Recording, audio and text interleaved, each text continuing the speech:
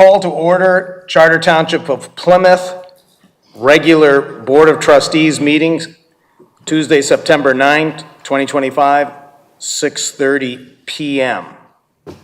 Roll call. Trustee Buckley. Here. Trustee Clinton is excused. Supervisor Kermy. Here. Treasurer Dorchevitz. Here. Trustee Groth. Here. Trustee Stewart. Here. Clerk Borba here. We have a quorum. Okay. Pledge. Pledge.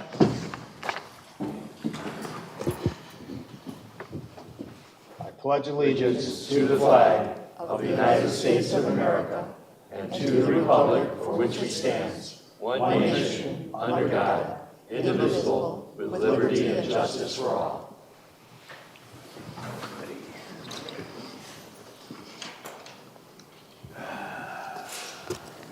Mr. Supervisor, I move for the approval of the agenda for Tuesday, September 9th, 2025. Second.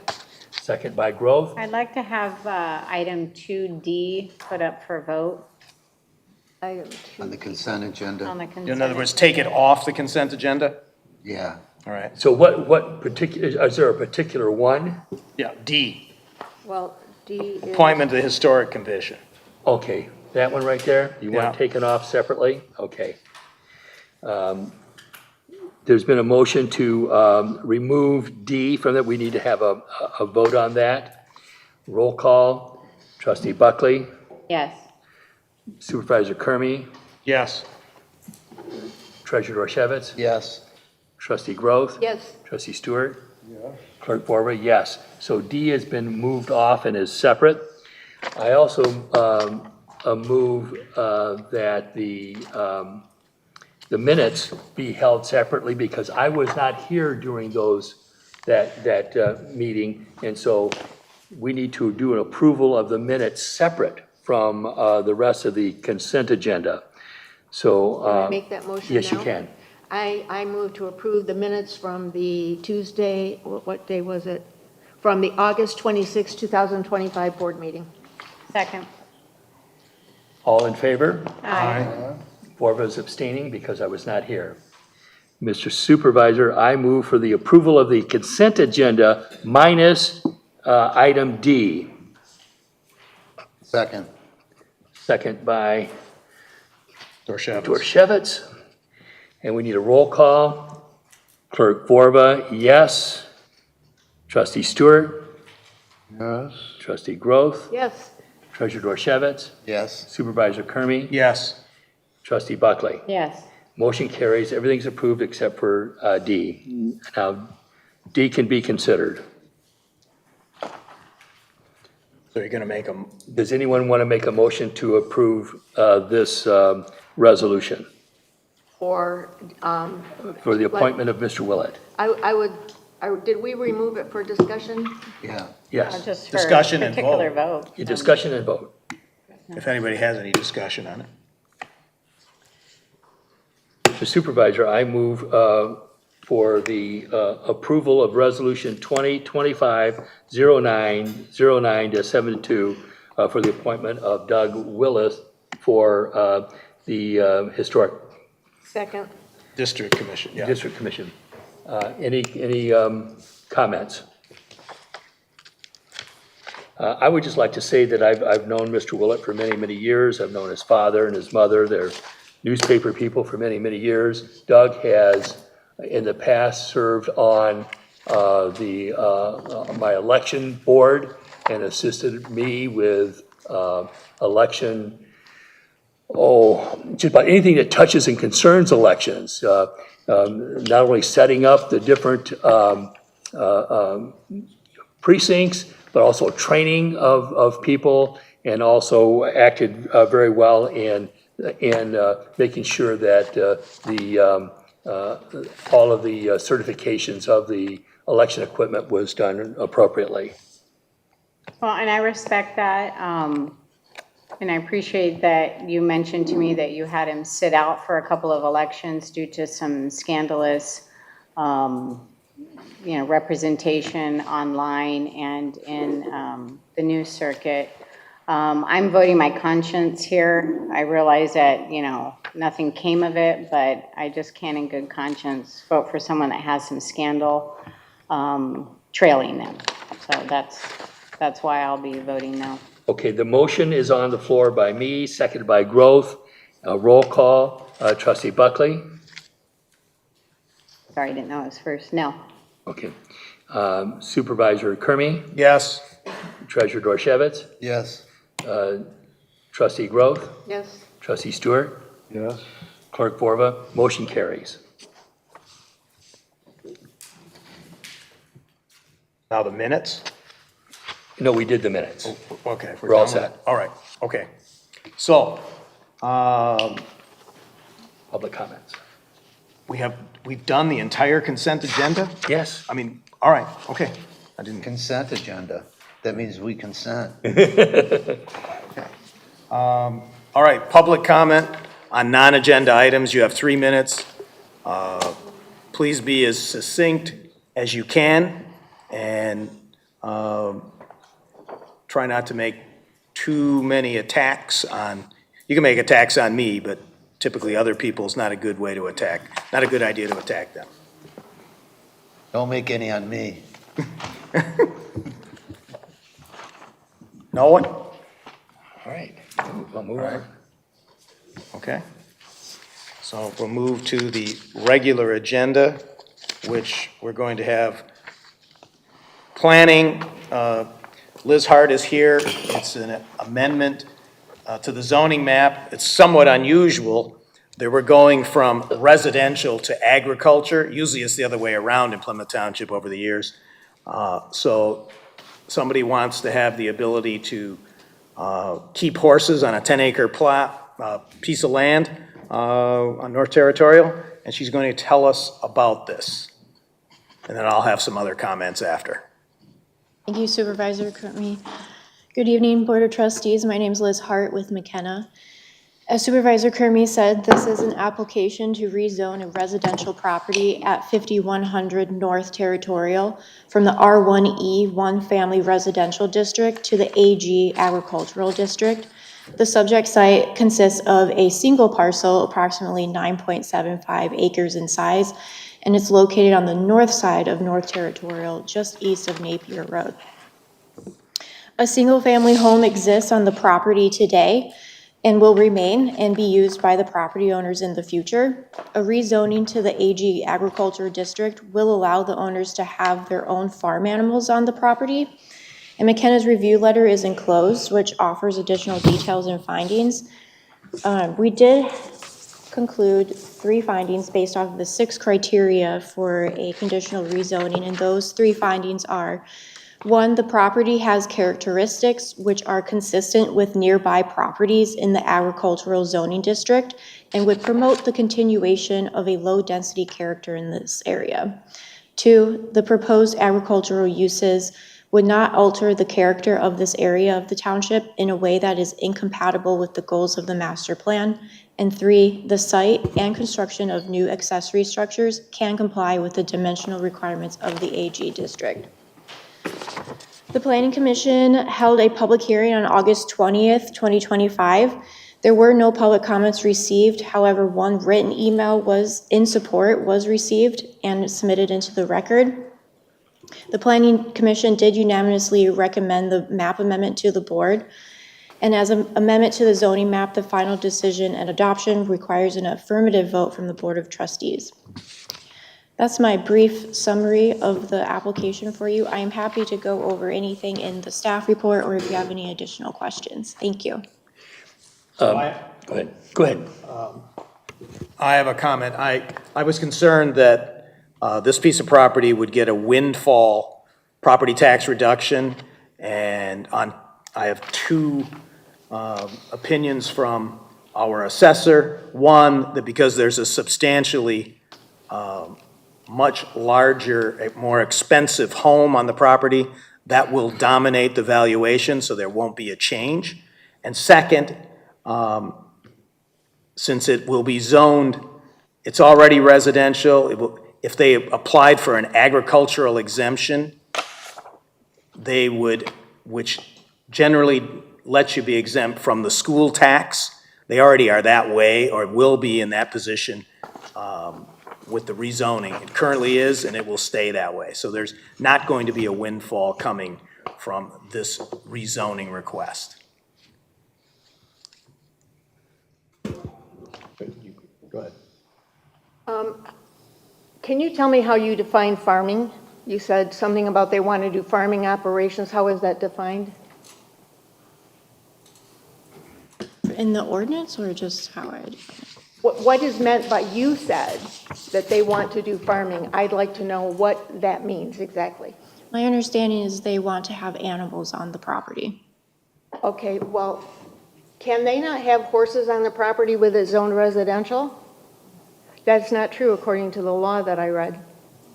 I'm sorry to tell you that, but they can have horses. They can have 1 horse per 2 acres. So my question is, why are we making this change if it's not necessary? Because I believe we are setting a precedent for future properties. And the law, the right to farm law, the permissible uses of agricultural land, they typically encompass a variety of practices aimed at producing food, fiber, and other goods. Farming operations, including crop cultivation, are foremost among these permitted activities. Again, I'd like to point out that this is specifically for farmers. Livestock raising is a significant component of agriculture in Michigan, and zoning ordinance generally allow that. We're talking about cattle, sheep, pigs, and poultry. But none of that is included in the request for the rezoning. And my other question is that according to everything that I've read, a request for a variance should go before the Zoning Board of Appeals, not the Planning Commission. And I would like to know why this is not considered something that should go to the Zoning Board of Appeals, because you're talking about changing zoning. Yes. I believe I misspoke with farming. It was just. Could you speak up, please? For farm animals. I apologize for that.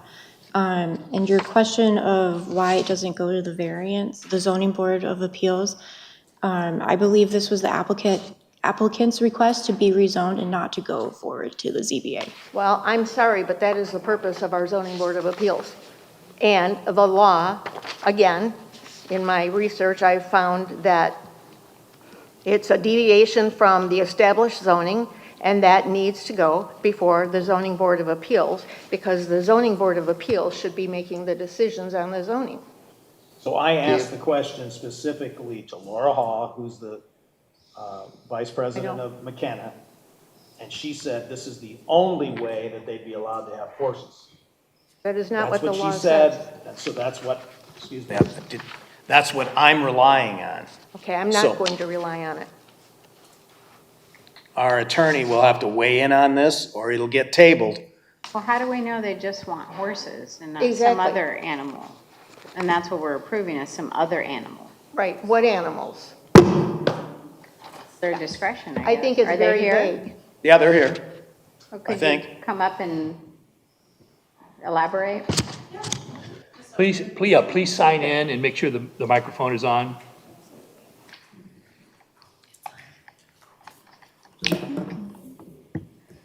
Kevin, are you checking into this while they're talking, please? Because we're getting conflicting information. Okay, can you hear me okay? Yes, just please speak up, yeah. So we reached out to the No, township. no, who are you and where do you Oh, live? sorry, I'm Brooke Luce. This is my husband Tyler Luce. We're the residents at 51,000 Territorial, North Territorial. We applied to rezone to agriculture with the hopes of being able to make the process easier for trying to get a permit for a barn to be put up, and then to have limited livestock that would be compliant with any of the regulations and restrictions of the township. At our last meeting, I let the board know that I am a veterinarian and I'm a USDA accredited veterinarian. So one of my kind of goals, hopes, and dreams was to always have a couple of cattle and a couple of goats. So we're not looking to have a big production farm and be producing any sort of products that go out to the community. This is more for ease of approval for pasture pets at home to care for these animals, but certainly not looking to be disruptive in any way to the community, to our neighbors. We've already chatted with our neighbors about this, and they've been quite excited. So yeah, we're not meaning to stir up trouble. We're not meaning to not comply with any of the restrictions, but from what we had researched online and then in reaching out to the township, this was the route that we were told we should go to apply to have the agricultural approval. And I You're gonna appreciate have that. cows? I'd like to have 2, if possible. I don't think you mentioned that at the planning commission. I don't Okay. recall. I thought you said horses only, because I think No, I I asked you didn't about mention chickens. horses. Horses weren't mentioned by us. That's not ever been part of our Did you say plan. horses were not? Really? That Nope. is not my understanding from speaking to planning commissioners, What, horse or no horse? that they wanted horses. That was the purpose Yeah, of that's wanting what to my change understanding this to was. agricultural. What There I was had nothing said about mentioned- cattle. Yeah, what I had mentioned was pasture pets, not for production purposes, not for like milk or anything going out to the community, but we didn't plan to ever try to get horses specifically. Well, we're also not ruling it out. You got to speak into it. Yep, so we're also not ruling out horses. We're trying to take the path of least resistance to make sure that we don't need to keep coming back for additional requests. Important to note is 2 of our neighbors adjacent and on the other side of North Territorial are currently zoned agricultural. So our neighbor directly to the east and across the way are already zoned agricultural. So I don't think it would be north and west would be very consistent with the area. What do you do with cattle if they're not dairy cows? She's a veterinarian, so big pets. They're pets?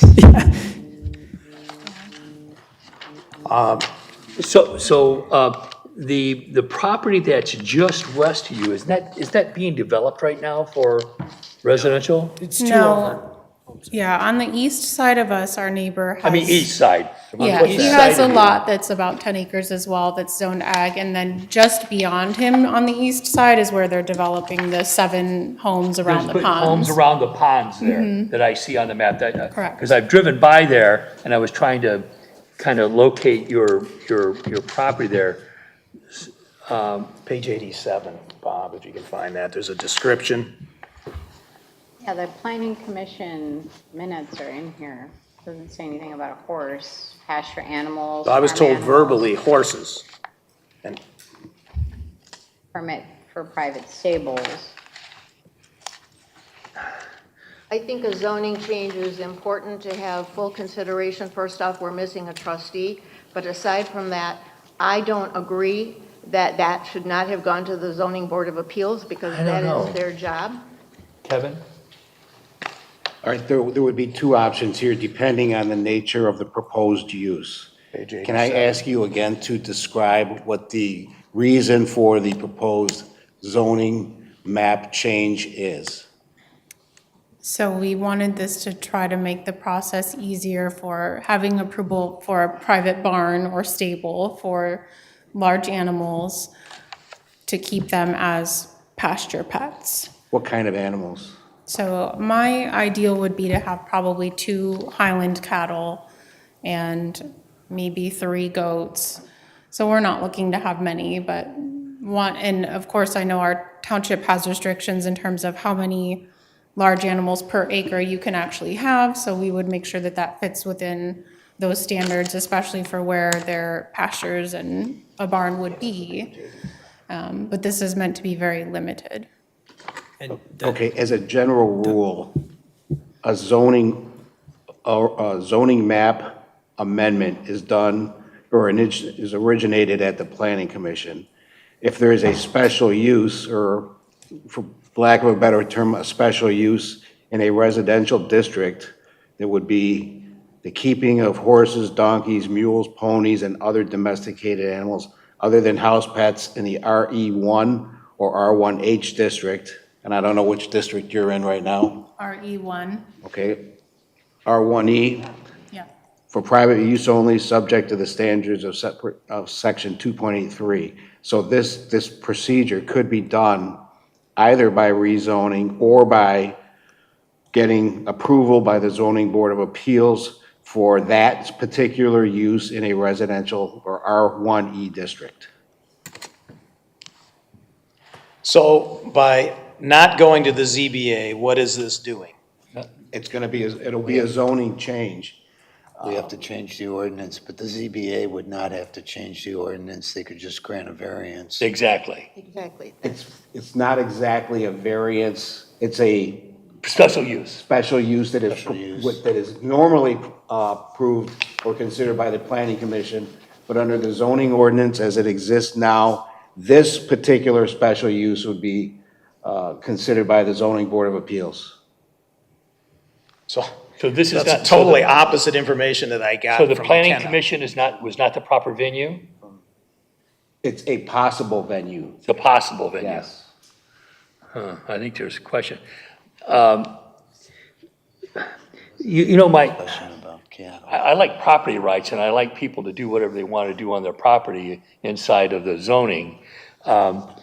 My only hesitation is that development just to the east of it, you know, it's one of those things where people move to a farm and then start complaining about the smell. And these are going to be high-end homes that are going to be $6-7 million homes. Talking about to the east or the west? East, to the east of, you see the Well, ponds east there? is already, it says here in this chart on page 87, that east is already ag. But there's new development going on there. That's west. No, it's east, I think. It's two parcels over. Which way?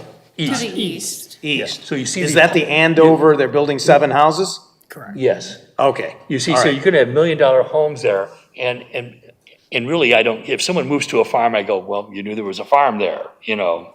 And now they're building $1 million homes, and like I said, I'm a property rights person. I don't necessarily have a problem with what's being proposed here. I just want to make sure that the venue is proper and that the procedure is in compliance with all zoning and planning and. My understanding from the planning commission was that they were going to, they wanted horses in a stable. I don't know, my understanding was wrong. I don't know how it could have gotten that way, because I don't recall any discussion of But cattle and if goats. large animals are allowed, then that's a broader definition of things, you And know. perhaps a reason for going to the zoning board of appeals to request a zoning change to AG, Again- because that falls under AG. Yeah, I'm not Well, the sure. ZBA doesn't change the zoning, They it don't just change- provides permission, a variance. Okay, so, How big is the property? Bob, you're our representative. Did the planning commission consider these issues? And do I not see that they unanimously approved this? Yeah, but like I said, I don't recall any discussion of cattle. It was, our understanding was it was horses. May I ask? so from planning, what was presented to planning? Planning? Liz? Were you there? Yes. What was presented to planning is the report in your packet. Okay, let's turn to that page. What's page number at the bottom? So one item that I do want to point out that came to our attention during the planning commission meeting was that the application or the report submitted by McKenna did include the use of horses in there, but in our discussion, during the planning discussion, it was never indicated that we would like horses in the immediate future. But if I do want to indicate, you know, we're planning to have a family, and I wouldn't be surprised if at some point, if we had a little girl or a little boy and they're like, hey, I really want a horse, it wouldn't be out of the picture. So it's one of those that I know my wife Brooke indicated that there is no immediate plan for horses, but I don't. I'm not sure that this is an issue between horses and a cow. yeah, I don't don't- think this is about a cow versus a horse, so I think we're getting caught up in No, some yeah, other yeah. weeds. A large animal, I mean, once you allow a large animal, then it could be a whole variety of animals that could be allowed once you approve I'm this. saying they've already approved horses according Yeah. to Bob from the planning commission, so what's the difference Yeah, if but you add in no, a cow? no, there isn't. What I'm saying is that what was presented? Is that what was the understanding when people made the approval? Or should planning have said, this would include any and all large domesticated animals? Probably. I mean, I don't know. And then we go back to the question of, do you need horse is a AG horse. zoning if you're going to have horses? And horses is what the planning commission understood, and you do not need AG zoning for that. Is that true? Yes, At 2.5? under certain Under circumstances. certain If circumstances. the parcel has to be a minimum of 1 acre for the ZBA to consider this. So it's 10. Almost 10. And that wouldn't be an issue. I don't know that. So can they have, without, matters without, whether without they're any of this horses or happening, cows. they own this property, it's almost 10 acres, can they have horses right now? Not without zoning board of appeal approval or a rezoning. That was my understanding. One or the other. Yes. Rezoning would be a more expansive way to grant the request than requiring ZBA approval. The planning mode, Yes, Yeah, changing the zoning to agriculture yes. which is what happened. versus ZBA, Which is what happened. which is what they wanted, I'm sure, because they didn't want to keep returning if they changed the use, like, Right, and they're keeping when they in change line- the animal, keeping in line with their do they have to come neighbors. back if to the ZBA if they change from cows to, or adding horses? No. No, all right. But there are certain requirements set forth in 2.8.3 of the zoning ordinance with respect to keeping non-commercial domesticated animals such as fowl, horses, or larger animals. And to the extent that the applicant exceeded those requirements, then that would be What section is that again?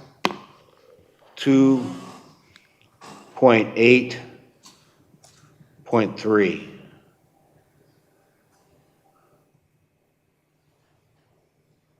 Donkeys and mules.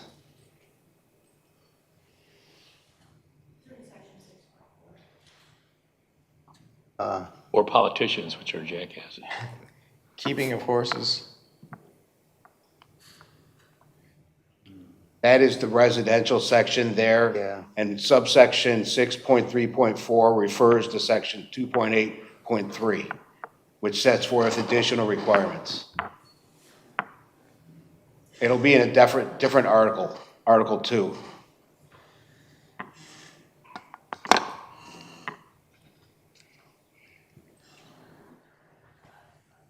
How long have you owned the property? Just over 2 years. We're just coming up on 2 years. 2 years? Okay, okay. This is the former Scapatici part, This, yeah, that's what I. property. Well, you That's chose a what- beautiful property. Thank you. We adore it. Again, I don't have a real problem with this. Just I want to make sure the process was right. That Well, the we're- process was right for the rezoning, but there is another alternative, ZBA, but they didn't select that route under the guidance from our planning consultants. Correct. And I asked the same question before it came to the planning commission was, is this the only way they can do it? And they said, yes, that's the only way. But I didn't do as much homework as you did. Yeah, but it is a way. It is It's a one way. It's a Yeah. way, and they used it, and now they're here. And so, Attorney Bennett, so if we approve this, what can they do with the property as far as large domestic animals? Whatever is permitted under,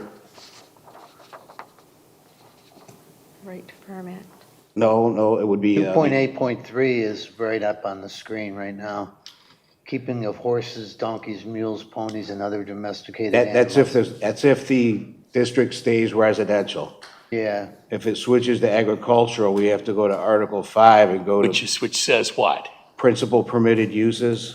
It says private stables for the keeping of horses and ponies for private use only on 5 acres or more.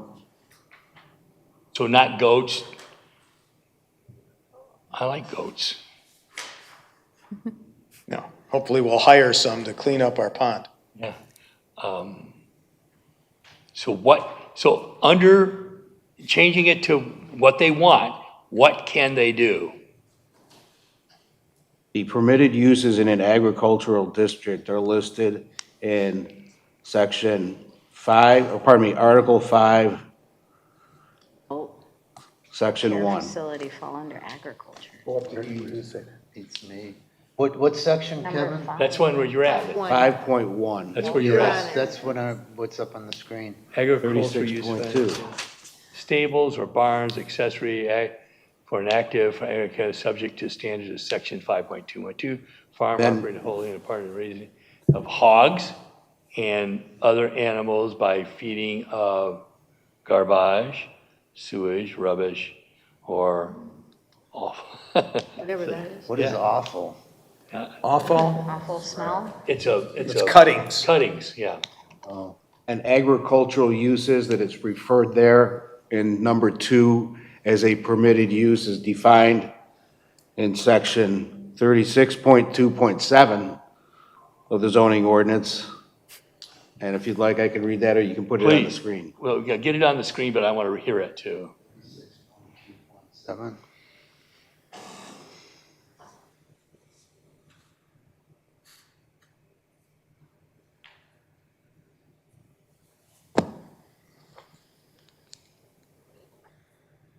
I like bacon. Could I say that that doesn't have anything to do with anything? No, it does, yeah, I just, Yeah, but didn't I read that they're not to have an animal within 100 feet of a dwelling? That's if it stays residential. You mean if they go through the ZBA? Yes. So that's more restrictive, yeah. It would be 36.2.7. 7. 0.7. Agriculture shall use agriculture, thank you. Dairying, okay, Raising of pasturage, fowl, raising of rabbits. fowl, rabbits. I like rabbits. Livestock, really anything. That is not how it Snakes. was presented. But that's, I mean, that's, No, it is a point because it brings into question, well, I mean, you're talking about their veracity. I mean, I don't want to go there, but. but we don't know. I guess that's my point. We Yeah. don't know. And I'm not comfortable with that, but that's my opinion. I'm sorry, I didn't understand, Sandy. What aren't you comfortable with? The fact that if, they presented something to the planning commission. The applicant? Yes, and the planning commission approved it. But today, we're hearing something totally different, which causes me to be concerned about what the actual purpose of the land is. And I understand that they've only had it for 2 years, but I think we should know what we're doing when But we what make a is decision. different, because the packet from the planning commission is exactly what they're saying Yeah. here at the podium. I'm not seeing the discrepancy. Could you help me Well, see I've what got to that look at the is? packet from the planning commission. It Let me says take a look. pasture animals, a barn. Well, I mean, what they got was what this says. I mean, they got from the planning commission what this says. Am I not correct? According to my initial view of this, it appears that the definition of agricultural uses is broader than the definition of what the zoning board of appeals can approve in Okay. a residential district. But in the planning commission, this is what was approved. I don't know that Oh, independently. I mean, whether they mentioned all the animals is irrelevant to what the application is and what was approved. If the rezoning goes through, they will be able to do anything that is defined in section 36.2.7. Yes, that. If it goes to the zoning board of appeals, they But it will be didn't. permitted the uses. What I'm saying is, they went to planning commission, and the planning commission approved what this says. If they recommended Approval. approval to the board of trustee to allow all of the uses that are permitted in an agricultural district. Okay. I mean, whether they realize that or not, It says, it's I an mean, issue, Planner Hall it's an issue discussed of the request veracity, but I of don't- agricultural to allow the family to build a stables for farm animals to reside on their property. Yeah. Okay. Yeah. So, this is one way of accomplishing it. We have, if these people remain owners of the land, I'm not concerned. I don't know what happens when you sell it, but But it runs with the land, right?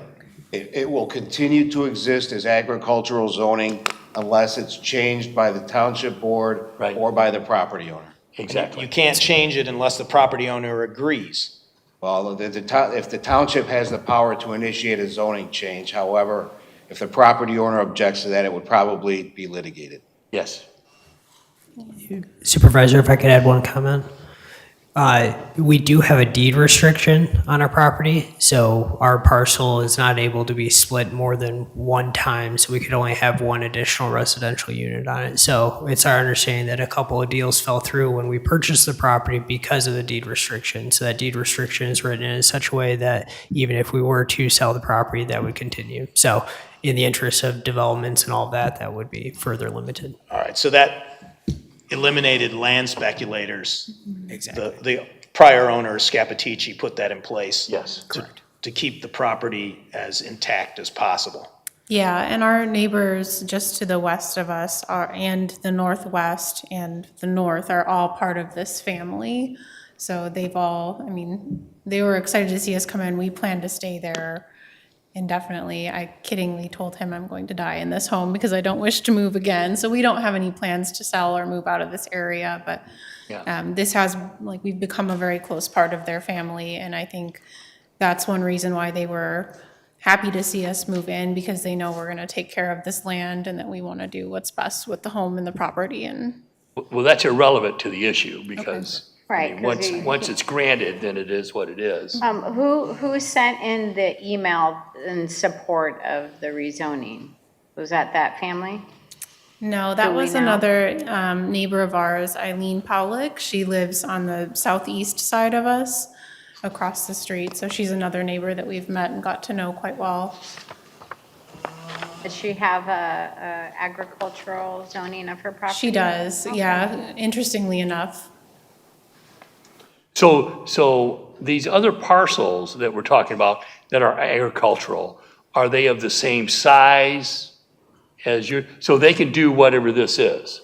The parcel to the east of us is very similar in terms of lot depth. So I would assume his property is approximately 9.75 acres as well. So Kevin, if these other parcels that are adjacent to or close to this property that we're talking about is agricultural, they can do this?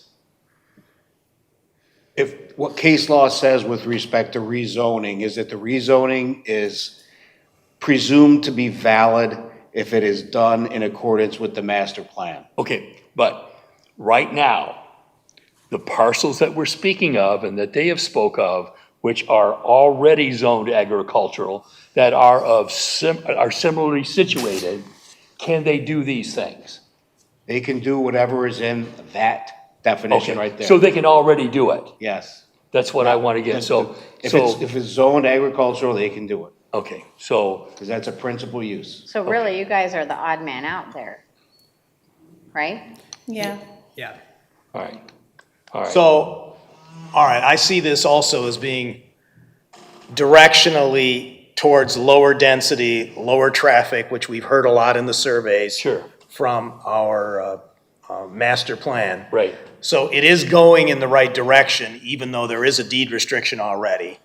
The only question mark I have is if these 7 homes that are built to the east, you know what kind of people are going to move there. They're not going to be, they're going to complain about odor. Although, They'd have to complain about the other places that they did. Yeah, it's a whole, they're Right. moving Yeah. into an agricultural area all despite right, that well, if one you guys are ready to property. vote, I am. They can only have one animal per acre anyway.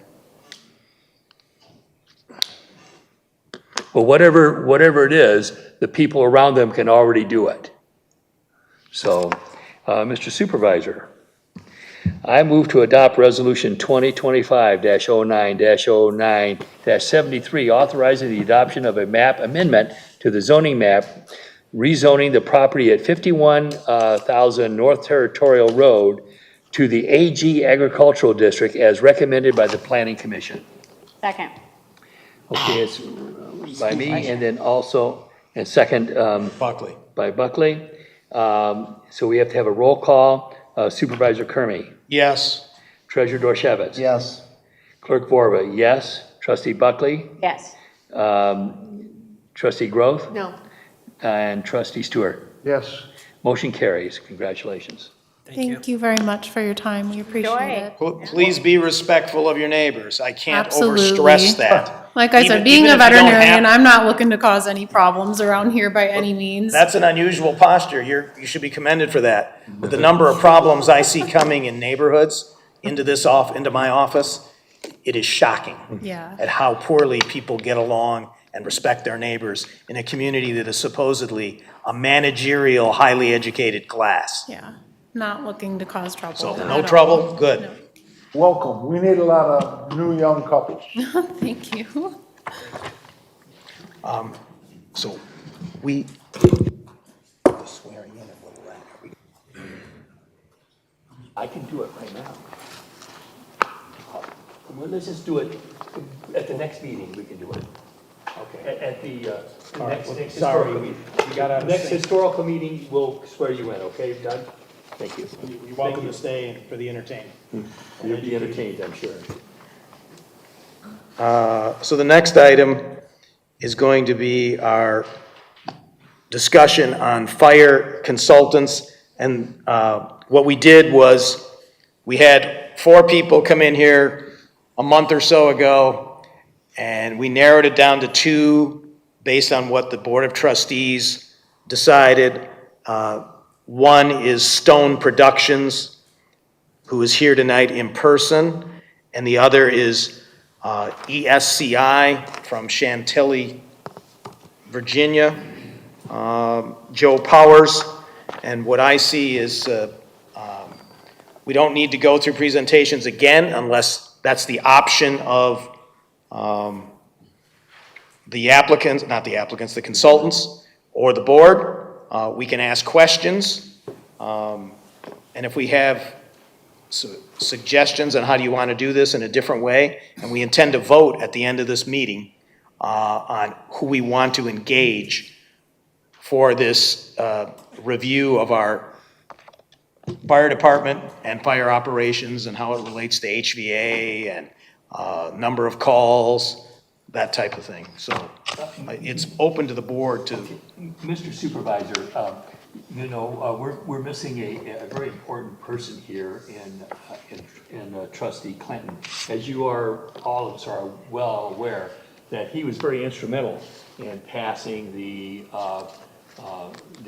bond proposal for financing our public safety in 2018. I would think that I would like to have his input in this situation. I'd like to have his input in this situation because he worked so diligently and so long and hard on this. And I just think that it would serve all of us well to just postpone this for one meeting until Trustee Clinton is here. All right, he did not tell me that. In fact, I think I'll have to check and see when he said he wasn't going to be here. I think it was after the board packet was, after the agenda was established. About a week ago.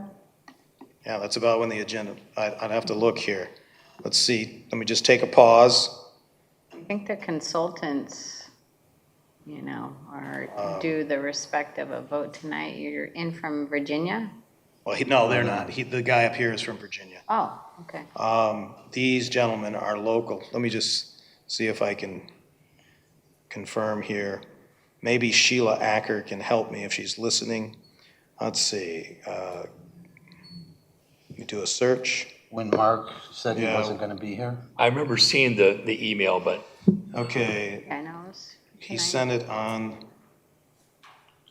the 2nd. Request for feedback. Okay, Chuck, I will not be available. I'm taking a trip on a train. across Canada. Okay, let's look here. I'm just for my own edification and delight here. I did not know that this was going to be an issue. December 2nd. Oh, my. Well, The second is Tuesday. it was Tuesday, the day after Labor Day. Yeah, so that's before the package went out. Unfortunately, he didn't tell me that he wanted to hold it up. I would have, but, so you guys are relaying his concerns, or it's just your? No, just that, you know, he was so instrumental in putting together this whole program for funding of. 2018. Of the 2018 bond, and gave a very good presentation on it. It was voted on by the public, and they, of course, voted in the affirmative to increase the millage for that. I would just think that I would like to have his input because he was so instrumental in that process. Because right now there's 6 of us, and I'd hate to see a 3-3 vote. Well, then we bring it back when he's here. When he's here, so why not Because we just can't wait? make a decision. Yeah, I just think it'd be a lot cleaner if we just wait till he was here. I personally would like to just get the ball rolling. And I'd like to give it a whack today. Okay. See, take a swing at it, and make a decision today. Any other opinions? No, I could argue both ways, but I don't have an opinion on that. All right, then, unless somebody has a huge objection, I say we go ahead with it. Anybody else have any? Okay. I didn't get a second, so I guess we're moving. Did you make a motion? Yeah, I move that we postpone this until the next meeting when Trustee Clinton is here. Well, I'll second your motion, and we can take a vote on that. Okay. Okay, we got a first and a second to postpone this until next. Wait a minute. Yeah. Mr. Supervisor, did you not provide an expectation to people who have come here tonight that there would be a vote and a decision? That's irrelevant. Secondly, what would be your recommendation as to the two? And thirdly, political cheap shots have been made over looking at cell phones, and you have 2 in front of you. And I'm, want to protect you as a defense attorney, because I want to see you succeed as a supervisor. I just want, I'd like the supervisor to speak. There's a motion. No, please. No, there's a motion on there. Well, there's discussion on the motion. What is it you didn't hear about that? I mean, All right. that's right. Okay, look, I recommend that we proceed today, now, and then I will have some other things to say later. Okay. That's on the motion, good. So, you need to Okay. vote now on Yes. the motion on the floor is To postpone postpone this. until next. I'm recommending don't postpone it. Okay, Vote no on the, so you're voting no on this Correct. motion? yeah, I'll do. Clerk Borba, yes. Trustee Stewart? No. Supervisor Kermy? No. Trustee Buckley? no, Trustee Grove? No. Treasurer Dorchevitz? No, let's just. Okay, go ahead. we're moving forward then. Yeah. Motion fails. All right. Does the board have any particular way they want to do this? Otherwise, if you have questions, prepare them in your mind or ready, and then we'll hear from each of these as an introduction, so it will jog your memory. Their presentations are in the packet, or in the board packet, having been sent out.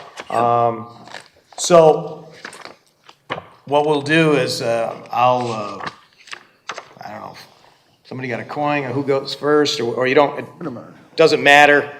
You guys that are here go first. If you want to say something to tee up who you are, and just give a brief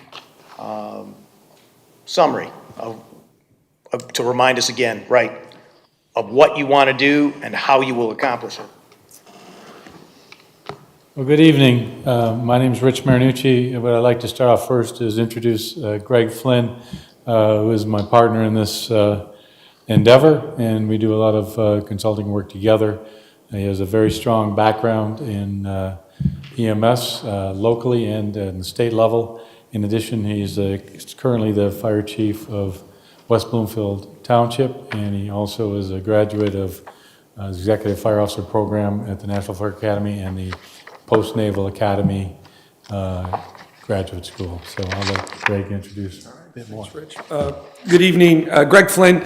Good to be with you. And just a little bit about myself. 27 years with West Bloomfield Township. I'm a fire chief in 2015. West Bloomfield's budget, about a $21 million budget, 6 fire stations, 100 people, career department, ALS transport. The work that I am able to do through the Michigan Association of Fire Chiefs, chair the EMS section for the chiefs and represent and advocate at the legislative level at the state for departments, all the way from our Ohio border up to Ontonagon in the Upper Peninsula. So I'm very much engaged with that, very engaged with the International Association of Fire Chiefs. I represent the state of Michigan for the Great Lakes Division, and very instrumental with congressional work up on the Hill and in Washington, D.C. So very much work with our colleagues at the IFC and with the other consulting firms that are out there. And so very excited to work with you in a township that I think very much is familiar to both Rich and I, and not just familiar with the geography, but familiar with the people that have been in fire officer classes and professional development programs and conferences here locally in Michigan. So we understand who the folks are here taking care of your citizens and understanding their expectations and meeting those. And very much a conversation and engaging in discussions like this with the stakeholders and really helping to navigate some of the decisions that are very important about the public safety and the model that you choose to deliver both your fire, rescue, and EMS services. Did you say that West Bloomfield has 100 professional firefighters? So West Bloomfield has a staff of 99 total, 4 civilian staff.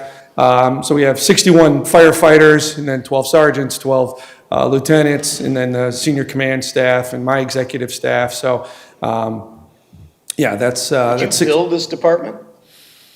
So I've been with the department for 27 years, and we've added a station and brought some additional staff on, but West Bloomfield's been very robust with their service delivery and our approach with how we fund that. And how we continue to support that, the cost recovery models, our ordinances related to cost recovery. And I think there may be some best practices as we kind of talk with you and see if some of those things are applicable very much in the community. I can't imagine the community expectations are too very different from the communities that both Rich and I have served as fire chiefs. So Your budget, hold on a second, your budget for fire alone almost exceeds our general fund budget here. Well, keep in mind that... How many residents do you have? 74,000. Okay. So we're under contract for the Tri-Cities as well, so Sylvan, Kego, and Orchard Lake contract services with West Bloomfield as well. Keep in mind too that, one of the things that we would talk about is your capital improvement plan. And so managing that, when you look at facilities and infrastructure and fleet management, all of that is encompassed in that budget, different funds, obviously, capital improvement, operational, and so on and so forth. But very much an important part of the conversation in really setting where your vision is in alignment with long-term planning and short-term. what are your sources of revenue for the fire department? So the vast majority of revenue is through a public safety millage. Some of it does come in through a general fund. But understanding that, the ebbs and flows of capital improvement projects and stuff, where those funds come from can change from budget cycle to budget cycle. But generally speaking, I think it's about 47% of the funding comes through the public safety millage. And what specifically are the deliverables from, in your proposal? I can't find it in here. The deliverable that would come from our time with you, What are we working with going to you? have at the end of your study? What do we have in our hands that is actionable? So what we're going to do is really go through a three-step process with you that will arrive, that third step being the presentation of our report. That report is going to be that assessment of giving you a clear understanding of who we talk to, what their vision is for your department, and looking at some best practices, some of the standards that are out there, whether they're national standards, local standards, community expectations, bringing those into alignment with what resources you have available, making those immediate recommendations, and then vision setting for where you want to be and really how you can build and grow the department to what that looks like. So that'll be written, that is the deliverable, but we feel that that'll be written, and I think you can really look up some of our other reports, if some of the work that we've done here in the state, and have a very good feel for what you would see with the recommendations that are at the conclusion of the report. That I think we do a really nice job of spelling each of those recommendations out as a bluff, bottom line up front, here's the recommendation, and then providing you detail and really saying, if this is the goal for the recommendation, here are some objectives, some ways that step by step, how you can work towards that and achieve that outcome. So one of you could, it's conceivable that you could make one or more recommendations that is actually a change in process or a change in the way that the service is delivered. It's not necessarily, we got to add bodies, Do you look at that and it's possible that you could say, you could draw the conclusion that with changes in processes, we can become more efficient with the delivery of our services? What is your view on that? Well, that is a very good question to ask of a consultant, and I would say that it is a clear expectation that the board is looking for an outside perspective on process and operations, and that's what we can provide you. What goes into that? Fleet management, staffing, funding models, what the ability, and all of those things translate into recommendations. So the short answer is yes, there would be more than just add bodies or how to use said, firefighter, paramedics, and what level of licensure. All of that's potentially part of a recommendation. A little difficult to kind of totally hint to what that is before we actually get to start talking with your staff and stakeholders in the community and you as to what your expectations are.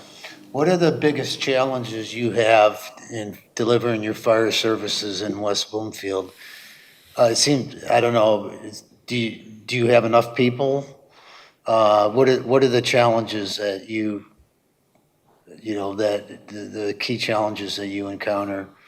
Well, I think it's fair to say that the challenges that I may have in my current role are things that your chief and other chiefs across this state are dealing with, and that, finding candidates to occupy those open positions that you may have, to keep a workforce motivated for a career in fire EMS rescue.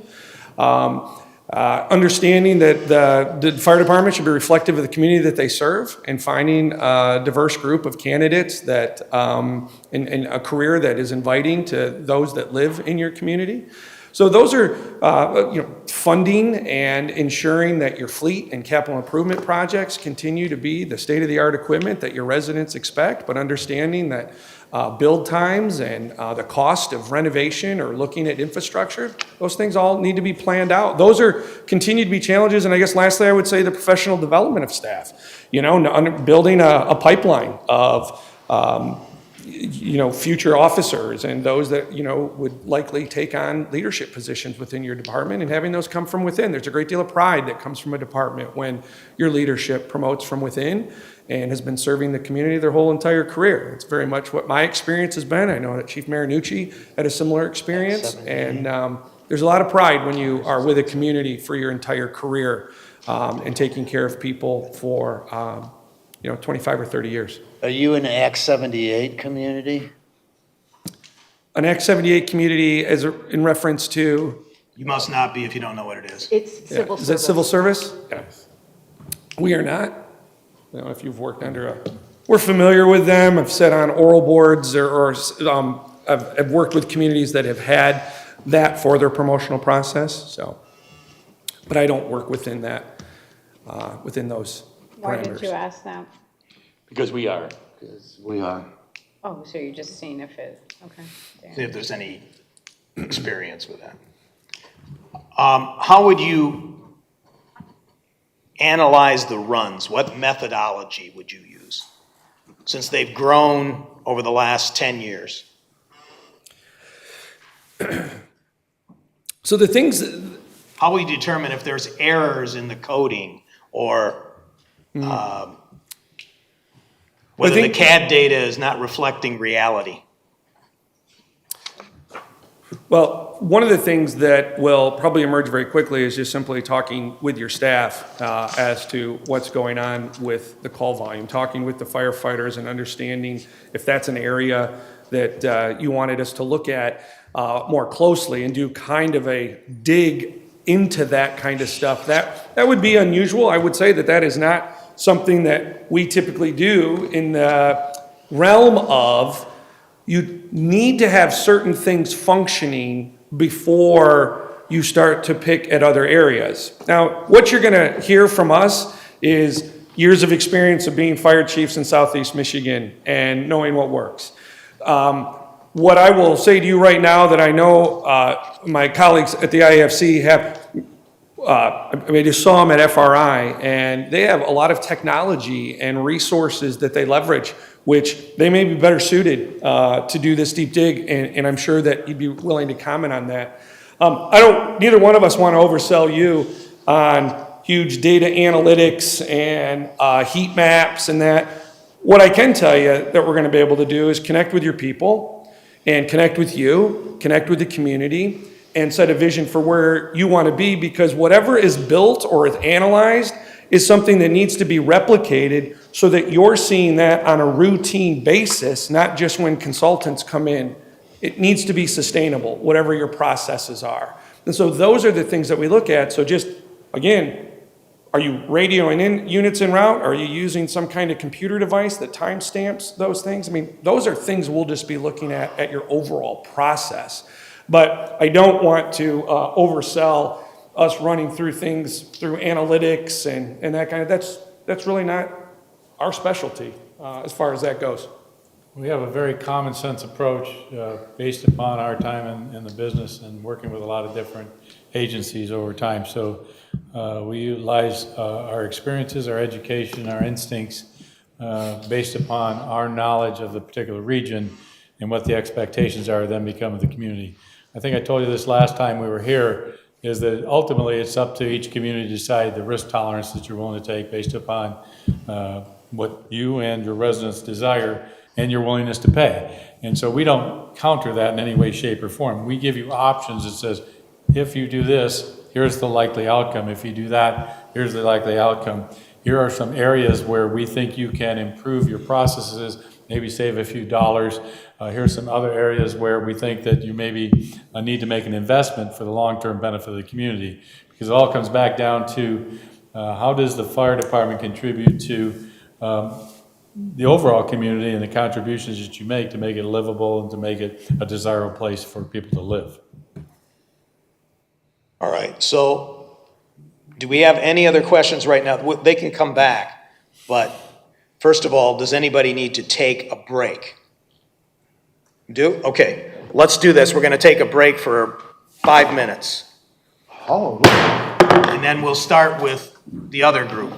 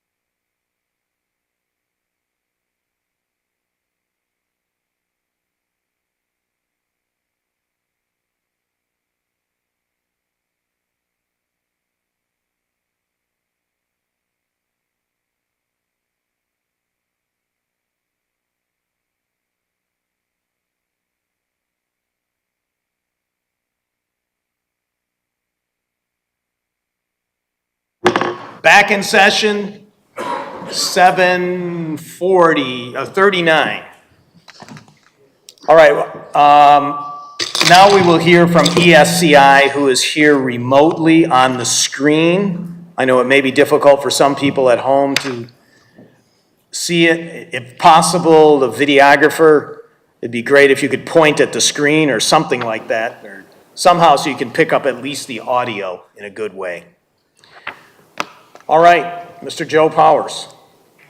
Hey, good evening, Mr. Supervisor, Board of Trustees. I appreciate the opportunity to join you virtually.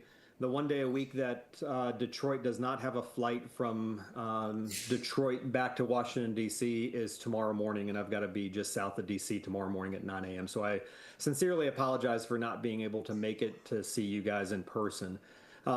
Quick overview and quick background on ESCI. I know we touched on this a few weeks ago, so I won't go in depth, but ESCI is the consulting firm of the International Association of Fire Chiefs. We've been around since 1976. We were purchased by the International Association of Fire Chiefs in 2008. We do two major things. We work on promotional processes, and we're relatively familiar with civil service processes, and we work with those folks on our human capital side. They're our industrial organizational psychologists. On the other side of our house is our management consulting firm. Our management consulting firm is doing projects just exactly like you're asking about here. We're doing short-term strategic plans to long-range master plans to agency evaluations is what we had proposed to you all. From our agency evaluation perspective, we bring a team of folks together to do this. They bring a lot of perspective from outside of Michigan. We bring in industry experts that have a solid background in both fire and EMS, but we also bring in a solid background in data analytics. So on your team, you'll have at least 8 people unless things start to get a little interesting, and then we pull in some folks from our industrial organizational psychology side to start looking at climate, culture, and organizational structure and things like that. Our data team alone is 4 people, 2 full-times and 2 contracted. Most of our team that we have now are full-time employees with ESCI. We have a lot of overlap between our 2 divisions, which really makes a robust team for our organizations.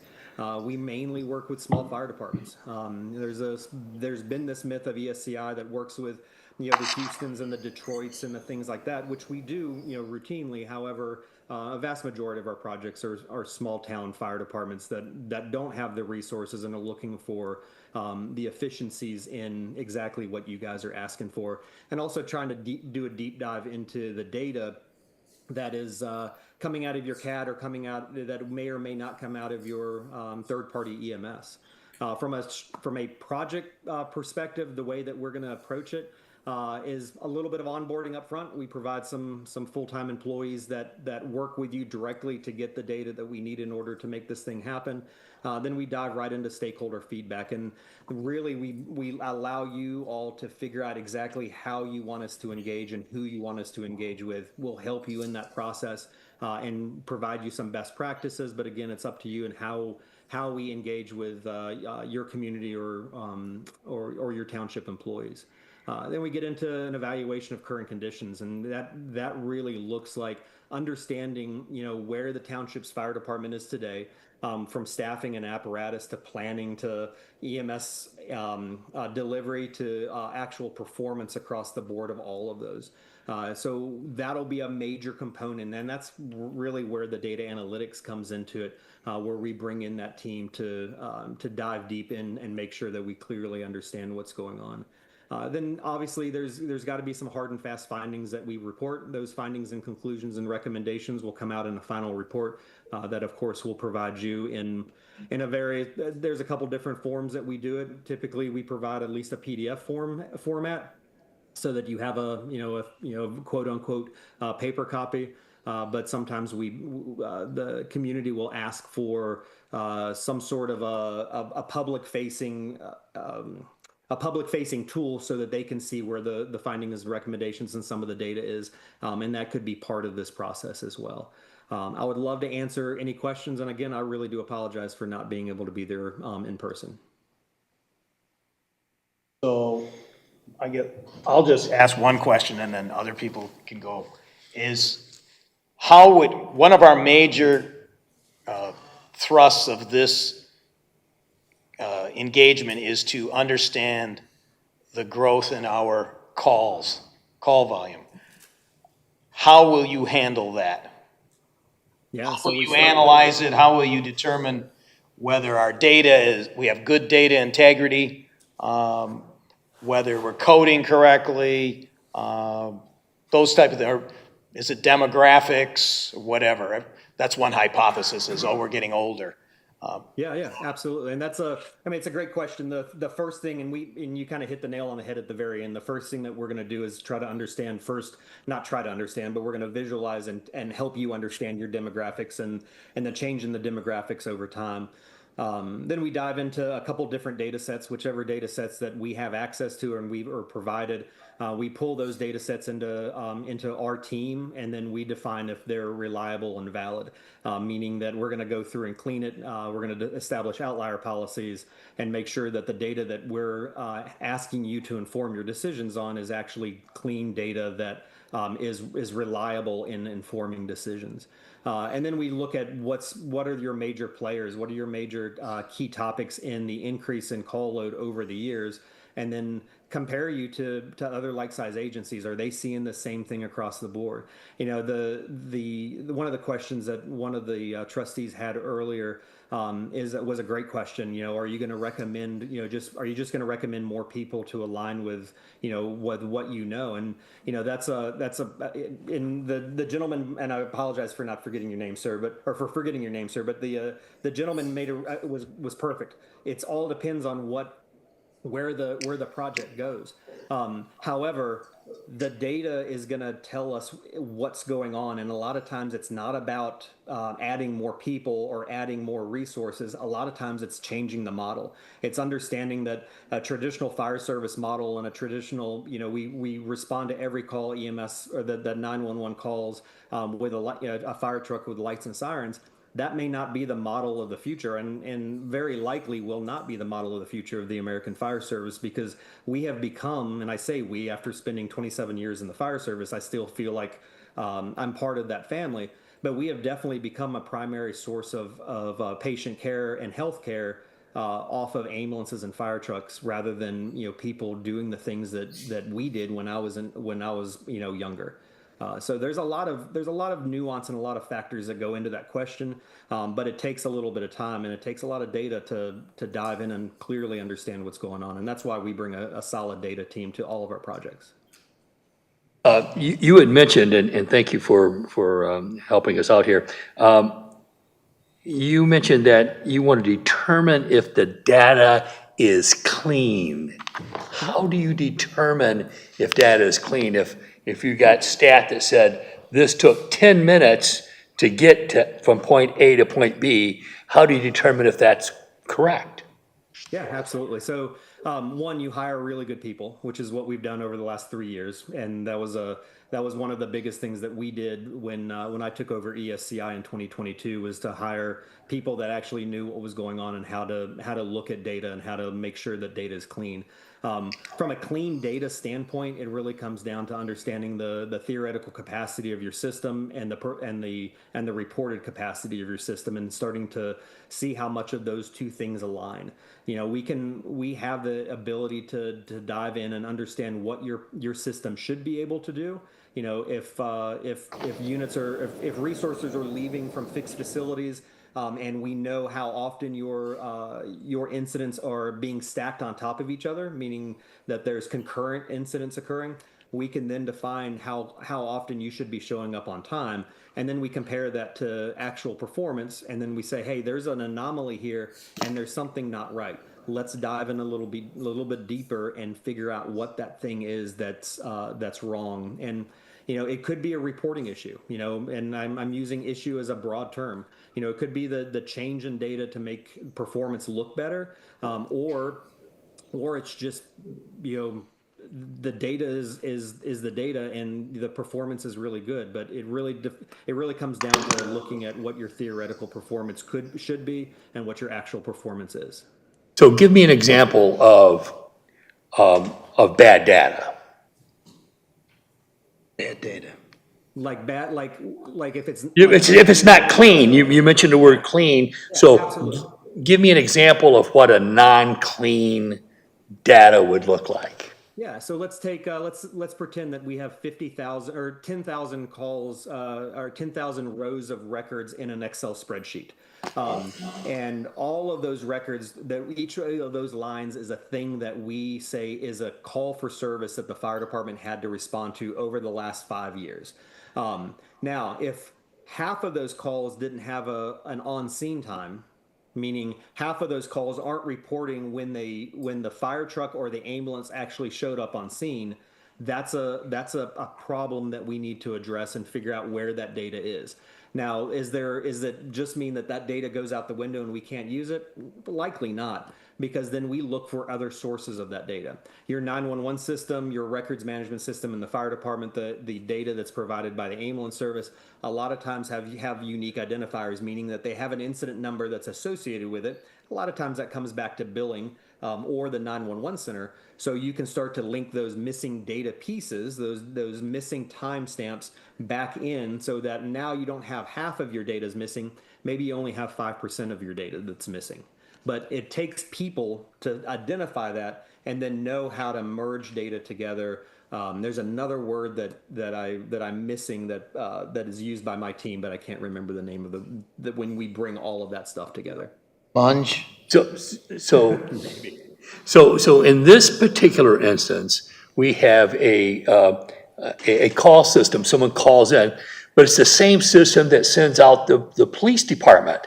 So they send out police and fire. So if you find data that is not clean in the fire department, would you assume that it's not clean in the fire department as well? I mean, in the police department. Police department. No, sir, I'm never going to assume anything without actually seeing it. But we routinely work with agencies that are either one using a public safety model where the police department is responding to EMS calls, but we also routinely, I probably 9 out of 10 times, the data that is being pulled out of a 911 center is in that same data set as police, because police and fire typically are dispatched out of a police-run 911 center. One of the reasons that I was impressed with you when you did your initial presentation is that you talked about the familiarity with working with communities that also have private ambulance in them. Yet on your report that you submitted to us, it says, historically, third-party EMS providers have often been uncooperative with performance analysis studies. So I'm curious to know how you can even get to the bottom of any of this if they give us nothing. So if they give you nothing, we can look at the 911 center. But again, I don't like, and to the previous supervisor, the answer I gave to the previous supervisor, I never like to assume. I'm an optimist, so I always assume that we can create good relationships with people and get the data that we need. And if we can't get the data from them, then we go back and look at a contract. Does the contract say that they have to provide data? And if they have to provide data, likely that data needs to be reliable and somewhat valid, so we can start to dive in and say, hey, Mr. Third-Party Ambulance Provider, what you're providing us is not accurate, and here's why it's not accurate.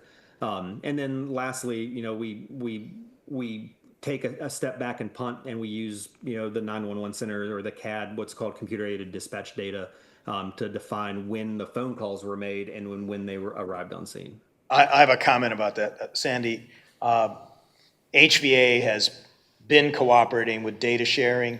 The fire chief gets information from them regularly, analyzes it, and if there's discrepancies, he discusses it. He meets with them once a month. I get the data from our CAD, Mr. Supervisor. Pardon? I get the data from our CAD, from internal documents is where I'm getting the data from. But HVA will cooperate with you on questions. They review them, yes.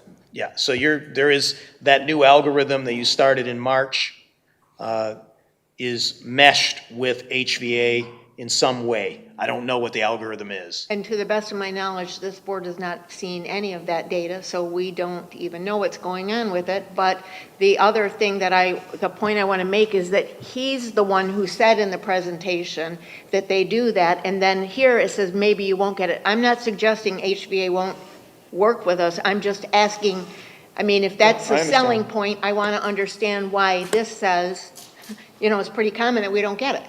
Well, that was in his original proposal. Yeah, we don't anticipate that to be an issue here. The data, we have a lot of the data. The fire chief has been having a difficult time keeping up with reporting it. He hasn't reported it in a big way. I think he reported it in March once. Well, I think it's time that Is we it- start seeing those numbers. Thank you. Thank you, sir. I appreciate your answer. Yeah, no worries. No problem at all. The other questions for this group? Nothing? All right. Any other questions or comments from anybody on the board?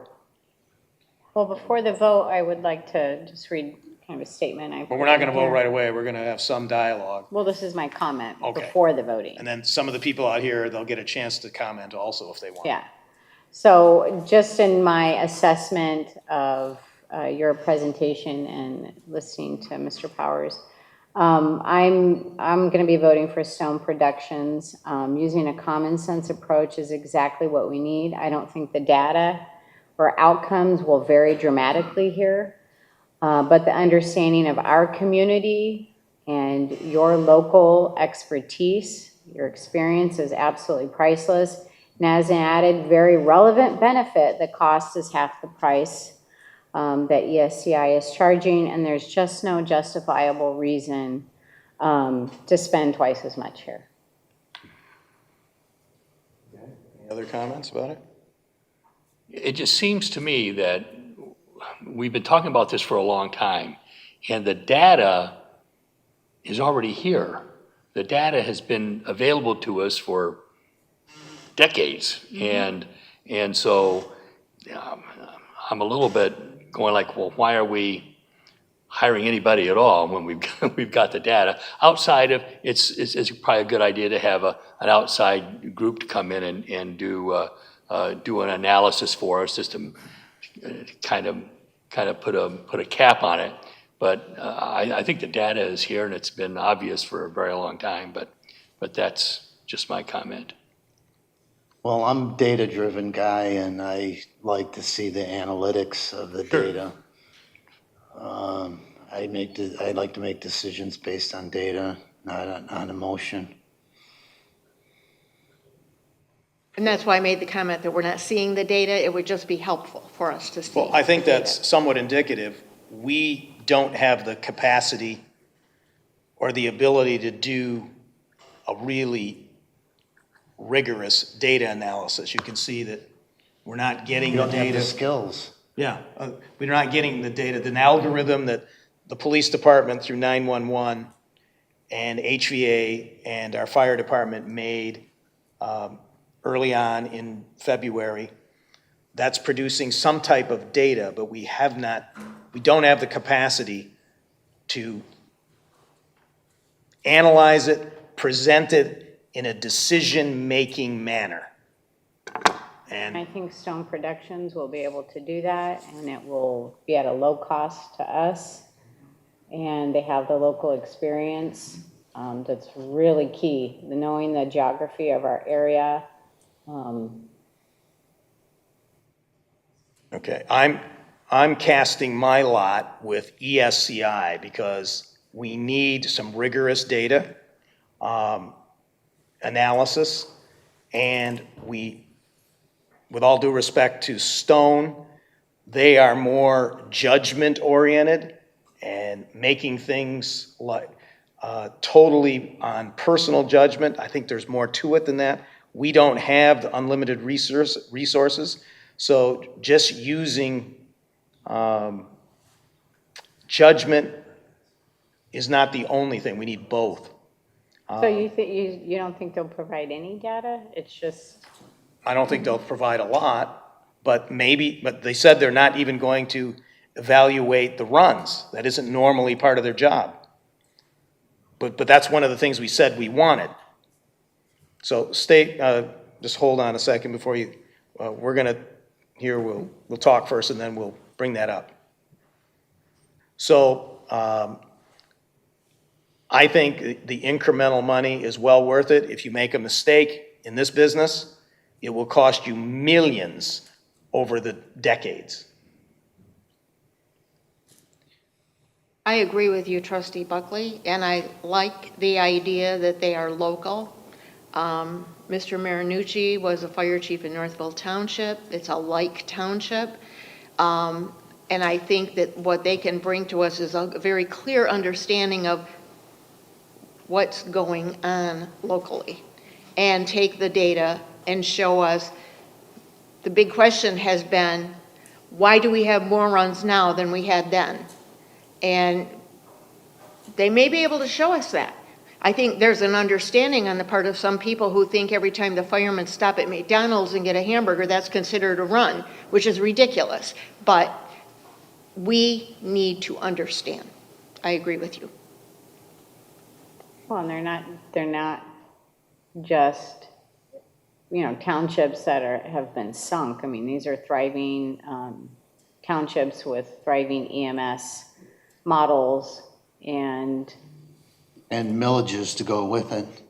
well, you can't also put emotion on that just because they have experience in other townships that are thriving that we're necessarily going to be the taxes and running from that, right?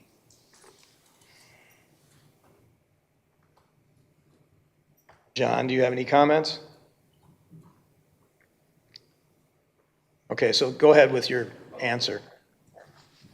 I just wanted to be clear, we don't own software, but you're on the Clemis system. I have chaired the Clemis Fire Advisory Board for years for Oakland County and helped to design the dashboard, which is going to benchmark your community against like communities. It's there. The analytics are happening every day on your dashboard through fire records management. So all I was going to say is I would work with Casey over at Clemis, who I work with within my own department and other Clemis users, which they're using on your law enforcement side also. All of it's digitally stamped. So every time a firefighter goes in, edits a report, it's digitally stamped that when they entered the record, if they alter a time, so if the CAD stamps it as an en route of 2130 and the firefighter goes in and changes it to 2132, there's a forensic keystroke trail in the data set from Clemis. And it's the same thing on the LE side of the house. So there's forensics through each fire record file. What we would do is just go through the contacts at Clemis and set up your reporting. I looked at your packet tonight in the report. That's a Clemis report that's showing your mutual aid report. We just know those staff, and I would run your data right from the reporting systems that you have and then work with the chief. If there's certain things you were looking to see, then set that report up in your system and it would just auto-generate. I get a report every day. Every day it comes in at midnight and it gives me my data set for what happened yesterday and gives me analytics on what Mondays look like for the last year and what the last Monday looked like. So these are all things that you're paying for. And we'd be happy, I'm familiar with it, and be happy, I'm sure the chief is familiar with it, but there's a lot of power there, and I think you already have it. And it's all the CAD data that's going to get dumped, which I'm going to tell you what, Joe's team has stellar performance. I'm not going to say anything disparaging about them. They are rock stars, and I've seen their software and stuff at work on display at the conferences. So I don't think you're going to be disappointed with that either. But I just don't want you to have the impression that we wouldn't look at your data. I'm just saying I would use really what you're already paying for through your Clemis subscription that you're paying for each one of your fire stations. Thank you. That's that common sense approach. Yeah, we're not using it in a powerful way right now. That maybe we don't have the head count or we don't have the ability. Don't know. Joe, he looks like he wants to speak. No. Joe, do you have anything to say or? No, I appreciate the nice comments. One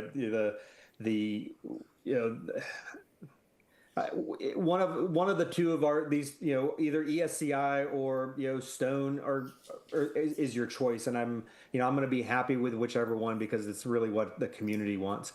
I think the downfall of using CAD data like we were just discussing is you're using data that is as dispatched. It's only what they thought the call was, and it's not what the call ended up being, which can be a huge disparity in what you're reporting. I think there's a lot to intuition and experience, and I think there's a lot to understanding the local geography. But I really believe that what ESCI brings to the table at twice the price, I get that, is having some perspective of the fire service as a whole and what works for communities across the United States and Canada. And I'm interested. I love board meetings. I'm not sure. I think I might be the only person that loves board meetings, but I enjoy the conversation. So thank you very much. Okay, any comments from the audience? Okay. Yes. I do have a comment. Hustle up here as fast as I can.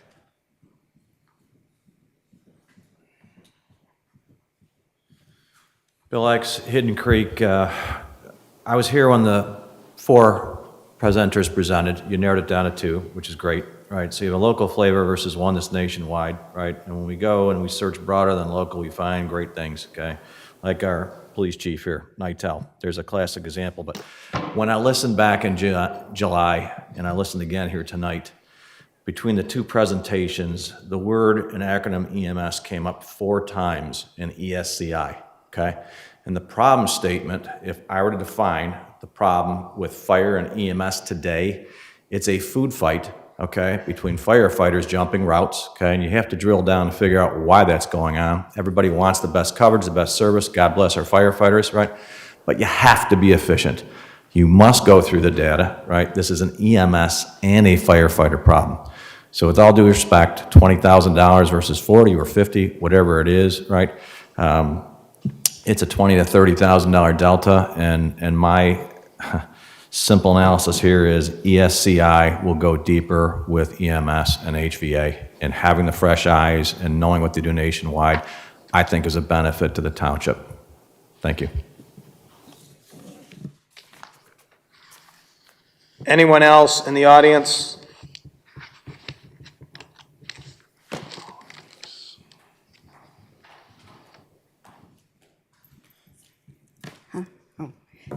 Sorry.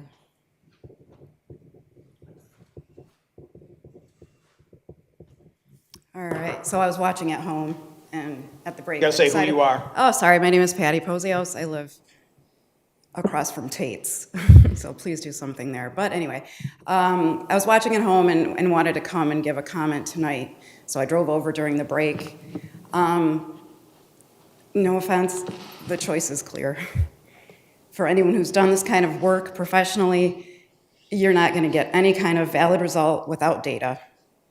And you need to analyze the data, you need to get to the root cause, and you need to understand the problem statement.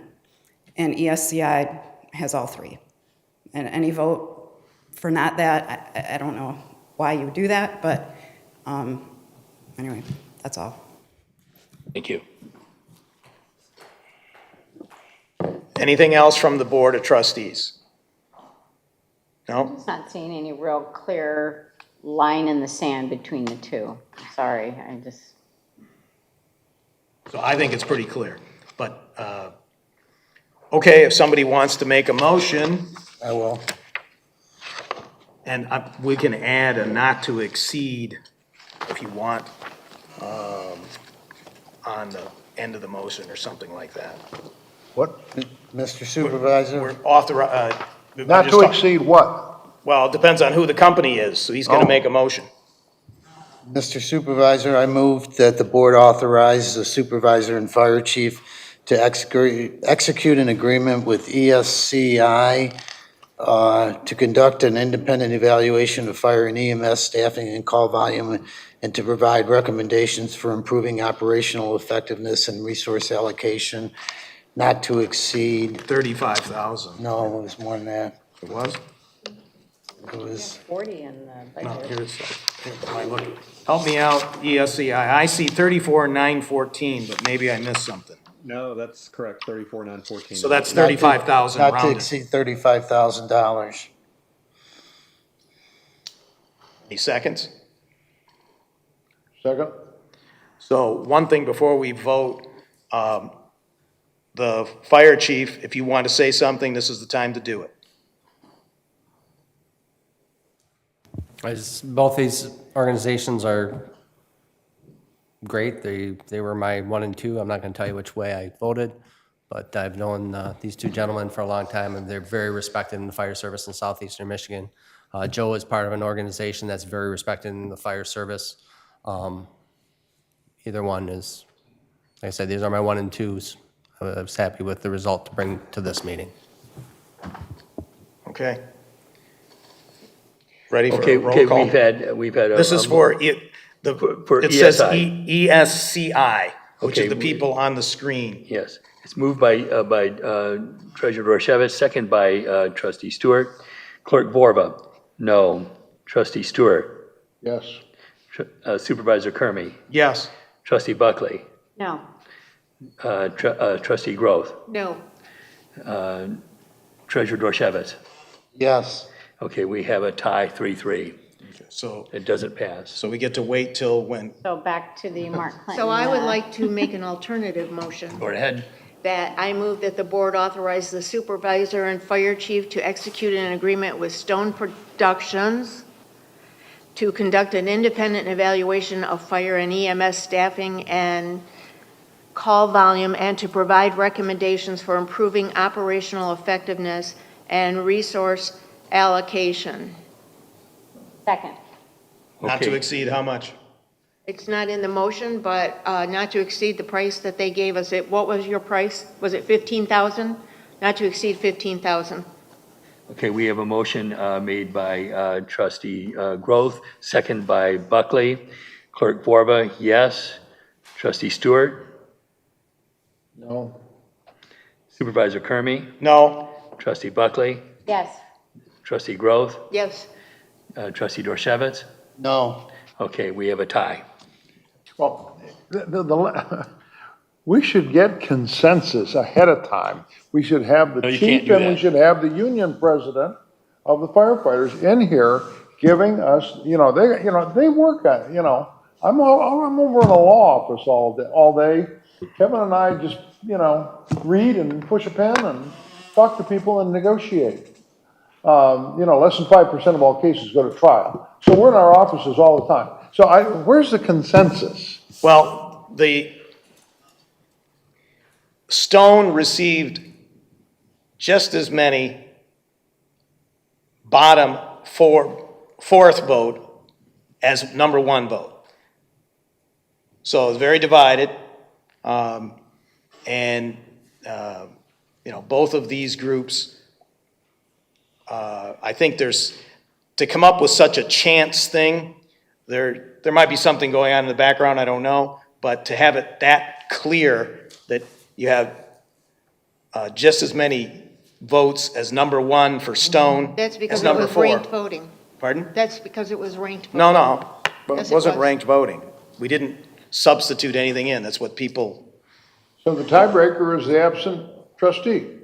Yes, which is what Should we call him? Clerk Borba all right. suggested in the first place. Okay, so We have we just move no on. decision. Yeah. No, Move no on. decision. So we'll determine what the next step is at a later Thank you for date. your time. We appreciate Thank you. both of you. Sorry we didn't make a decision. Thank you. Have a great night, everybody. Thank you so much. Thank you.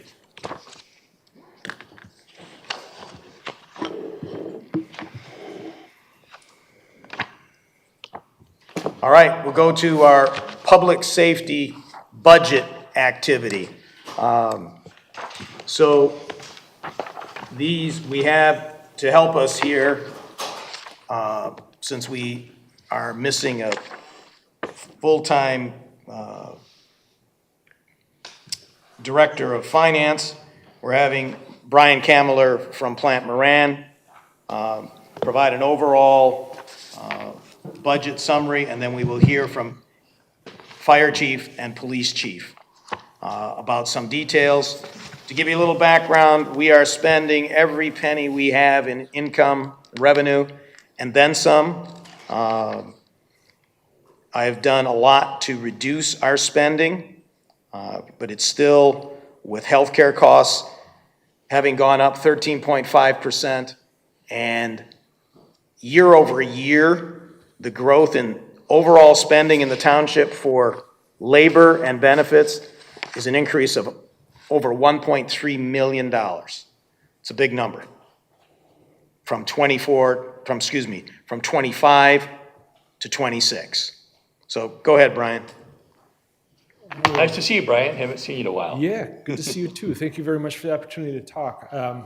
Just want to make sure that we get the slides up on the screen so folks can see what we're talking about. Could you pull the microphone closer to you, Brian, right there? Yeah, you can. Would you also please put your name on the record? How many years have you been with Plant Moran? Yes, thank you. My name is Brian Kammeler. I'm a partner with Plant Moran. I've been with the firm for 27 years. Since when?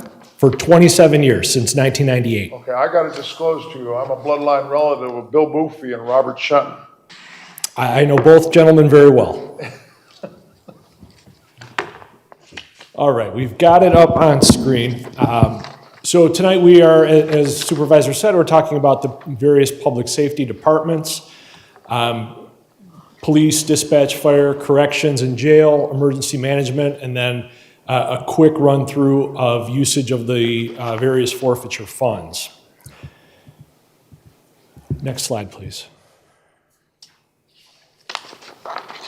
And one more after that. They're in PDF. So it's a pie chart. So it's a pie chart showing the 26 proposed budget for public safety expenses.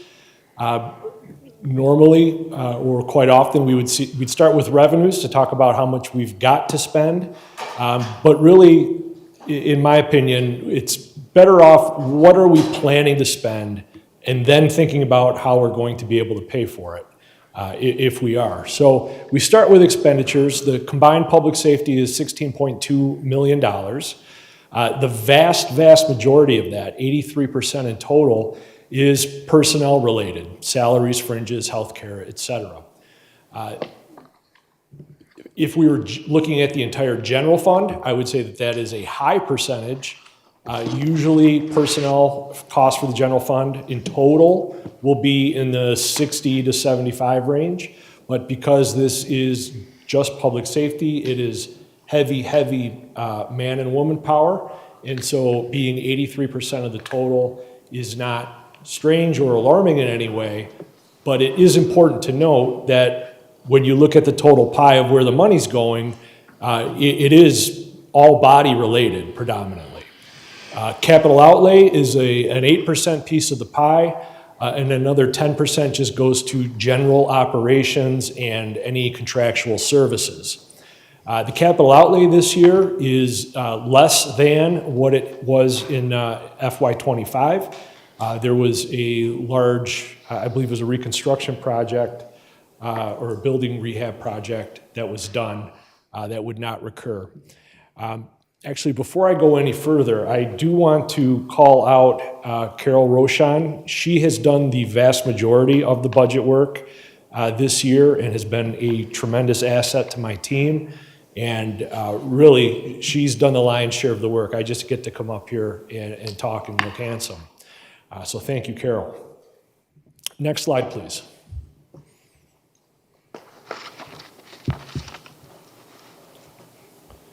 So when you compare the current 25 budget that we're living in right now with this proposed 2026 budget, you might say, well, this looks great. We're $138,000 less than last year. We're spending less money.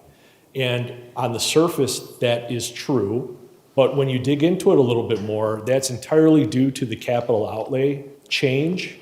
So if you pull out the capital outlay project from last year, it's actually about a 3.6% increase for everything else. So, year to year, capital is going to fluctuate greatly. It can be enormous one year, nothing the next, and normal or average the year after that. But in this particular case, it was on the high side last year. And so it is important to just note that 3.6%, that is approximately inflation when it comes to personnel through either contractual raises or the increase in healthcare costs. So that is people costs, and that's the story here, right? But, Yeah, but by in, and large. but in reality, we haven't done any amendments for the last quarter yet, so it could be even different. True, that's Okay, correct. thank you. Next slide, please.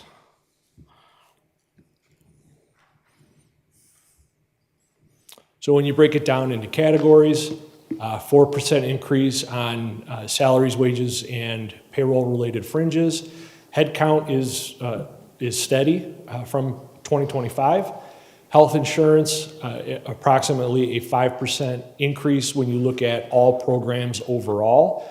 Medical is 12%, a large, actually, given what I've seen in some other communities, 12 is not that alarming to me, just in comparison to some of the others I've seen this year.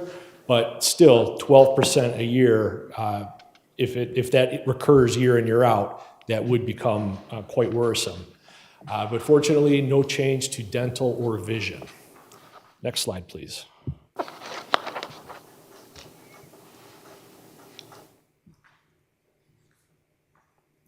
Retirement benefits. So one is your pension contributions, obviously. The other is your retiree health care.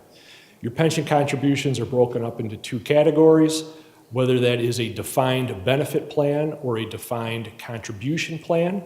So the defined benefit plan is going to be based off of the actuarial valuation, which that can fluctuate year to year, mostly trending upward, whereas the defined contribution is fixed. In your case, it is 15% of salaries for those that are in that plan. On the healthcare side, actually a 4% decrease over the current 2025 amended budget. But as Clerk Vorva noted, that there's still amendments to be had. Next slide, please.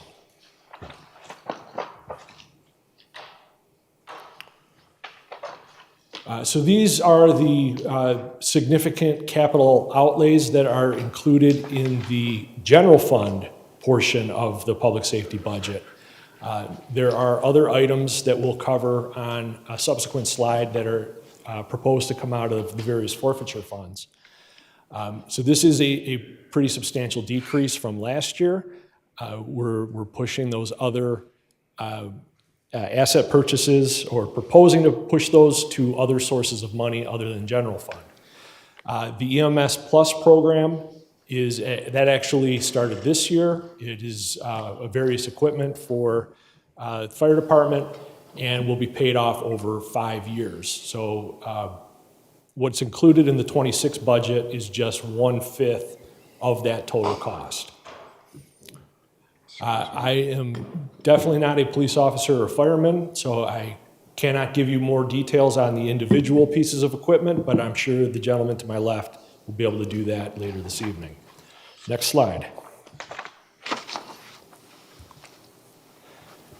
So as I mentioned, operating expenses, including the professional contractual services, it's only 10% of the total budget.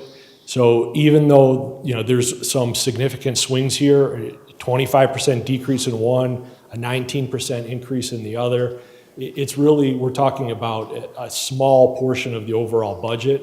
So these larger swings this year are nothing to be alarmed about one way or the other. It doesn't take much to affect these numbers at a higher percentage. Next slide.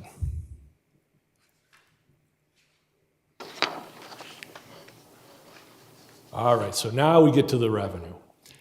So you'll notice that this pie is noticeably, maybe in size-wise on the screen, it's about the same size, but dollar-wise, this is significantly smaller. Your revenues are only expected to be a shade under 13.4 million, 84% of which is coming from your police and fire millages, some debt proceeds related to some of those capital purchases, and the state and local grant revenue, only 2% here. That is a pretty significant decrease from the prior year, as we'll see on a subsequent slide. Next, please.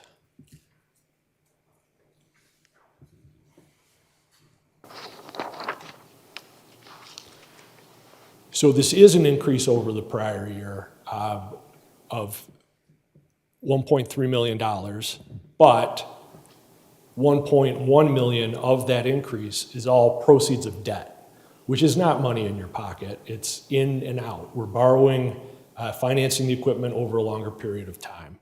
So the actual increase to your spendable revenues is $270,000, approximately 2.3%. And of that amount, it's all coming from your property taxes, as we'll see on the next slide. Can you repeat that, please? Explain that line, less the debt proceeds. I'm not sure I understand. Are you saying that something was refinanced? No, it's the purchase of those Radios. Well, no, the 1.1 million in the fire is the big chunk, which is essentially a loan to buy Stryker equipment. Correct. So that was the EMS deluxe package or whatever it was called on the previous slide. So when we record it, it's both revenue from proceeds of debt and capital outlay on the way out. So those two net together. It's not spendable in any other way. And Stryker Borrowed equipment money new is, loan. and added to your. You're talking about a new loan. Yeah, it's Stryker equipment, the loan would be from Stryker. So it'd be an installment purchase contract from Stryker? Help me out with that. Yes, it's an installment purchase. Chief Conley, can you tell us what Stryker equipment is? Can we do that? Do you want to do that when he gives his pitch? Yeah. It'll be in my presentation. He'll have detail. Okay.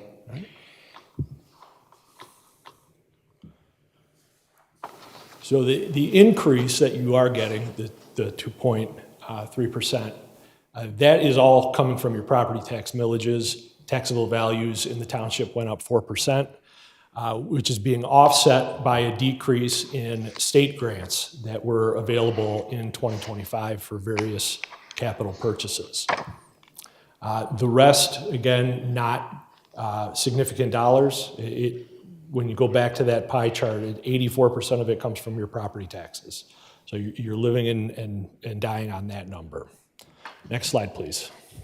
Forgive me, Yes, sir. I'm the lawyer in the family, but so I want to put it on record. Are you projecting a state grant decrease in a budget we don't even have yet of 38%? Correct. Just fewer projects I'm that are. starting to feel the pain for Bob Dorshevitz, our treasurer, because of the cuts in revenue sharing that are on the table over the next 3 weeks. Well, so this is not state revenue sharing. We'll talk about that with the rest of the I know, general it's a fund. different subject, Yeah. but I chose to consolidate my statement. Yes, money coming from the state is definitely stressed at this point in time. And the federal, Stressed, yes, I did. state and federal might be stressed. That's Very a very true. tactical word. Stressed. Limited. Reduced. There you go. 88%. I mean, I'm reading our MTA newsletter, and it is not generous as far as what we foresee. Well, the House budget is, that's a general fund conversation, but the House budget is included a 12% decrease to state shared revenue, which would affect a lot of the smaller townships across the state. But the governor's proposed budget and the Senate budget, proposed budget, both have increases. So they're going to have to negotiate and come somewhere in the middle before the end of the month. But again, stressed or limited is a good way of looking at it. All right, so here's where the rubber really meets the road in this case. So for 2026, the public safety activity is projected to have a shortfall of $2.9 million. Now, that is not wrong. It is not right either. It's just one of the options. You don't have to be fully funded by your police and fire millages. General fund does have other sources of revenue, including the township operating millage and the aforementioned state shared revenue. But if we're having to cover spending deficits for public safety by using those other unrestricted monies, That just means that other programs in the township will be affected. There's just not enough money to cover those particular programs if more of it is coming here. But again, it's not wrong, it's not right, it's just what it is. This is a portion of the general fund budget. Next slide, please. So really, this is just rehashing what I said, that the other sources of revenue, which actually also includes use of your savings account, your fund balance if necessary, that just provides less funding for non-public safety activities of the township. Certainly, no one is suggesting that there is any less value to the public safety than there has ever been. I was a criminal justice major before I was an accounting major, if you must know. So I do have a certain affinity for public safety, but you have to look at the entire piece, the entire pie, and decide where you want to allocate your limited general fund resources. Next slide, please. So this is the last 4 years and the proposed 2026 budget of public safety revenues and expenses. So the fact that public safety is not self-funded by its millages, that's not a new concept. That is how the township has operated for some time. But that delta between what the revenue generates and what the expenditures are, that has increased over the last several years. So the cost of personnel, and this should come as no surprise, but the cost of personnel outpaces the increase to your taxable value. So over time, you will spend more on people than what you bring in property taxes if the millage remains the same.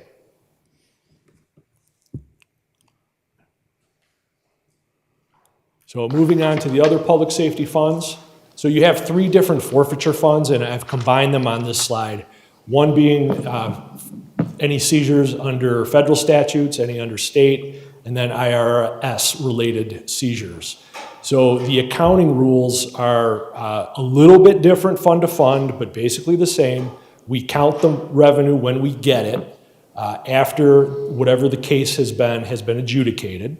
It does not matter when the seizure took place. So we wait till all is said and done, goes through the court system, and whatever money we get, then that's revenue. All of them have this secondary clause in the requirements of spending. So the use of forfeiture funds these are the exact words, must supplement the township's budget, not supplant existing budget. So what that means is that if you have passed a budget for 26, including the purchase of 1 police car, and then come January, you decide, you know what, I think it would be better coming out of forfeiture.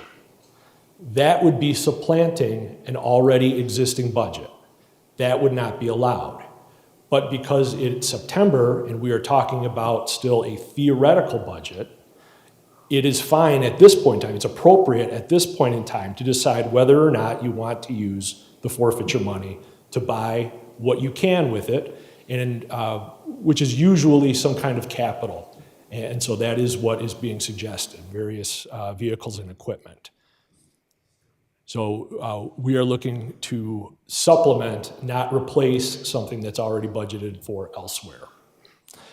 These purchases, even though they may be included in a number that's a part of the approved budget, all purchases must still follow the township's purchasing policy, including any that are required by your policy to come before the board for approval. So just because the budget is factoring some of these purchases into various numbers, it's still up to the board and other aspects of township management to approve those purchases before they happen. Next slide. We can go through these next few pretty quickly. So this one is the summary of all the proposed capital purchases. Most of the money is coming out of the federal Fund 262, including the biggest purchase, 2 outfitted patrol cars. And I'll let the police chief talk about the other pieces of equipment. Out of 265, the state forfeitures, the largest purchase is one outfitted patrol car, and the 51,000 flock camera. So that is a safety measure to read license plates and whatnot. And then some minor computer purchases coming out of Fund 266. So the next three slides are just showing what the change will be to those three funds. All of them are leaving a remainder balance that could be further appropriated in fiscal year 26, as long as it's not supplanting something that is already included in a fund, another fund, as of the first of the year. So 28,000 will be left in federal. 72,000 in state,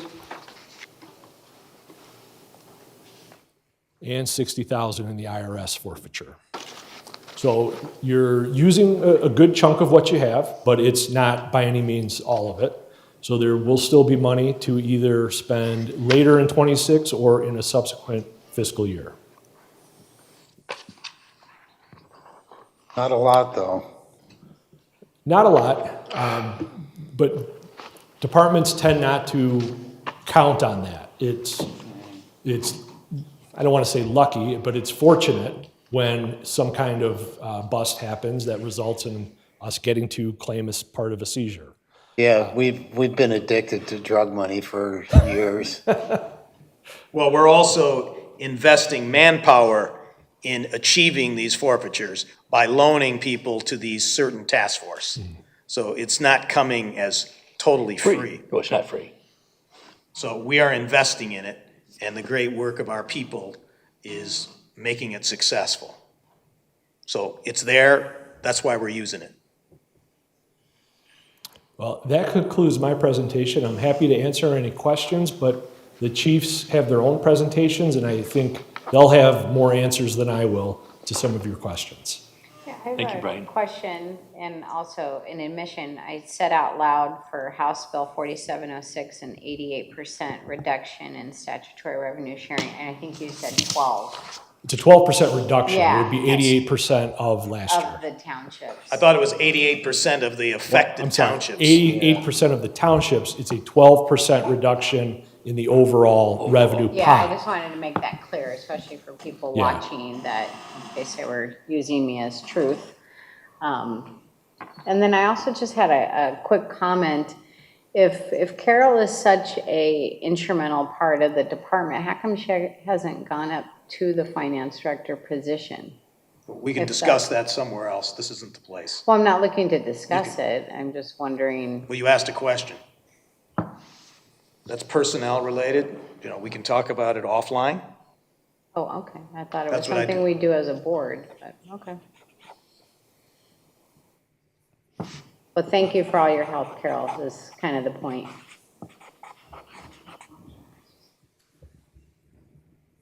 Just for record, she's been very involved in the search, and she buys into what we're doing, Which is, continuing to seek a finance director from the outside. She's been consulted along the way.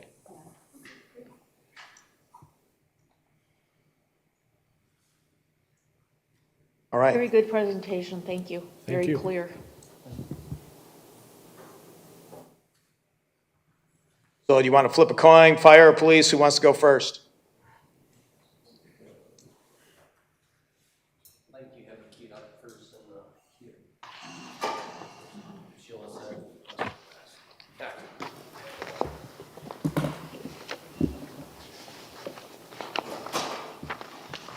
You got the $1 million job. Hi, good evening, board. Thank you for having me here tonight. Before you, we have the proposed budget for the fire department emergency management. Fire department proposed budget is $7,359,300, and the emergency management is $59,700. The big item we have here is replacing the apparatus windows at Station 3. That's the big capital improvement to the buildings. On the south side only. On the south side of the building, what we call the apparatus room, sorry, that's the garage. It's a fancy way to say garage. On the fire station, where you park the trucks, it's called an apparatus room. The windows are in quite dire shape. They're aluminum over wood right now, or aluminum clad. They're deteriorating. They've held up well for 33 years, but it's time to replace them. We budgeted $20,000 last year for it. We have not proceeded with it because it wasn't enough when we found out. It's rebudget or rebid, just didn't come through enough. So we're gonna have to increase that amount. For aluminum, you're looking probably $45,000. Vinyl's $36,000. So it's there. My personal opinion would be go with the aluminum, and you would probably never have to touch them again. The windows like we have in this building, they're never going to need to be replaced. Whereas with a vinyl window down the road, it's going to have to be replaced. Those windows on that building, the supervisor was out there with me. They just get baked by the sun for the last 35 years. The sun is just brutal on them, and it just tears them up pretty bad. Anyone notice that the clock works now? Yeah, the clock works now. Clock keeps time. It's right more than twice a day. Next slide, Bob. So other capital purchases are the airbags. That's an airbag set. If you look on the right, it's kind of hard to see that. I tried to do this on my computer and figure out how big it would be on this screen. That bag on the left, on the top, is lifting a giant piece of concrete, or steel. I think that's steel, actually. These bags are capable of lifting a semi-gravel train that's rolled over. That's how powerful are they. They're really amazing. They're just used off the air from our SCBA bags. The reason we have it on the budget is because we have one set. We have two sets, and one set is reached its end of life per the manufacturer. The other item is a... How come it has a face on it? I'm sorry? Looks like. Oh, that's the controller. Yeah, we are only replacing. That was the best. I looked all over the internet to find a good picture. That was the best I could find to describe it to you. But that is actually the controller. We don't need to replace the controller. We just need to replace the bags themselves. And what would that do? What life-saving? If we need to lift a heavy object off someone, as it's doing there, it's lifting that big beam up. If a gravel train were to roll over on a car, we had an unfortunate incident last year where a transit mixer crashed on the freeway and the drum went sailing. It's used to lift heavy things. So it can also be used in trench applications if you need to push the dirt back from people. There's a bunch of different things you can use it for, mainly lifting really, really heavy objects. It's an amazing technology how it works. And the next item is an AED. Our AED on engine 2 is pretty much at the end of its life. It's pretty old and needs to be replaced. Where is that one located? On engine 2. Okay. Yeah. Engine 2 is our one non-ALS engine. It's actually our one non-licensed engine. This is the big item of the day, the Stryker EMS Plus purchase. And I want to clarify, it's $1 million purchase overall, but it's a $223,000 payment per year for 5 years. This equipment has a roughly a 7-year life is its actual life, and that's where you're looking at. You start incurring liability after you use it longer than that. You start running into service issues. We'll be purchasing it over 5 years. We're planning on keeping it for 7, and it will be covered completely for service for those 7 years. That's a big part of this program. There's currently 11 items right now are that at the end of their service life and need to be replaced. This gives us 22 pieces of equipment. It standardizes the entire fleet, so we're not going to have a difference between cots between 2 different trucks. We're not going to have a different cardiac monitor between 2 different trucks. It's all going to be standardized. The other thing is so if you look at this picture, the top 2 pieces are really clinical pieces. The bottom 3 pieces are all patient handling devices. So we have the power chair which lets us take patients up and down stairs. A lot of times we have to take patients out of the basement. The supervisor was lucky enough to get to try it out this morning as we were riding up and down the stairs in the back to see the new product they have. The Power Pro stretcher, that's the stretcher we have on Rescue 3. And so if you notice, we have 4 ambulances, right? And we're only going to be replacing 3 power loads and 3 stretchers. Because the one stretcher is only a year old in Rescue 3. We're not going to be replacing that one because it's still under service contracts. And this will tighten up all the service contracts to the end. It's going to, not only is it standardize the fleet, this allows us to put 2 Lucas devices where we don't have them on ladder 3 and engine 1, which are our other 2 ALS fire apparatus, non-ambulances. So if we need to get out and get CPR going on someone and they're out on a fire and coming back from a call where they're in the fire apparatus as opposed to an ambulance, because we jump back and forth between the trucks, that device will be there at the ready to go. The Lucas device saves lives. Our cardiac arrest numbers, the survival rates are going up, and it's because of that thing. The other thing is the LifePak 35 is the newest monitor available by Stryker. Our current monitors allow us to do 12 lead EKGs, which are great. These do 15 lead EKGs, and they can actually see the back of the heart, which is a lot of times something we can miss very easily. You can miss a heart attack on the back of the heart. This will identify that better for us. It's going to give better care across the board. The other thing about keeping it the same is you're not jumping from a LifePak 15, which we currently have, to a LifePak 35 just because you're working on a different truck that day. So it's that fleet standardization is very key to us. Could you explain how the Lucas device works? It's basically doing the compressions for CPR. Yeah, so that arch there goes over the patient's body, that yellow thing goes under their back, and the little white disc in the middle, that's actually a suction cup. Nope, to the right there, Bob. Right there, yep. That's a suction cup that you pull down and it fixes to the patient's chest, and not only pushes the chest down, which you do in CPR, but it also pulls it back up, which is key in doing great CPR. This machine, and that doesn't get tired. We get tired because we're human. And does it know how deep to go, or does yes, the paramedic do it, or? When we set the machine up, it's set to go.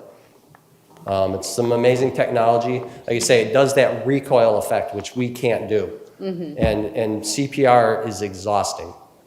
Anyone that's ever done it will know it's absolutely exhausting. That doesn't get tired. It doesn't stop to go up a set of stairs. We have to stop. That can just keep going. So is there a Lucas device on every squad? Yes. Okay. Save 4. So the 3 primaries. So there's this program, the CMS Plus program is the program that allows us to buy this out over and spread the payments out over that time. 20 different area departments and agencies are currently using it. More are coming on board all the time.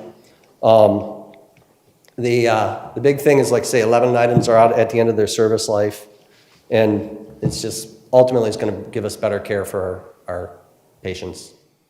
Did you evaluate whether third-party financing might be a better deal? No, but the supervisor, Carol, and I, we all sat down with Stryker over this. And so we haven't done any detailed analysis of that. It's probably unlikely that we would get lower, but we need to turn that over.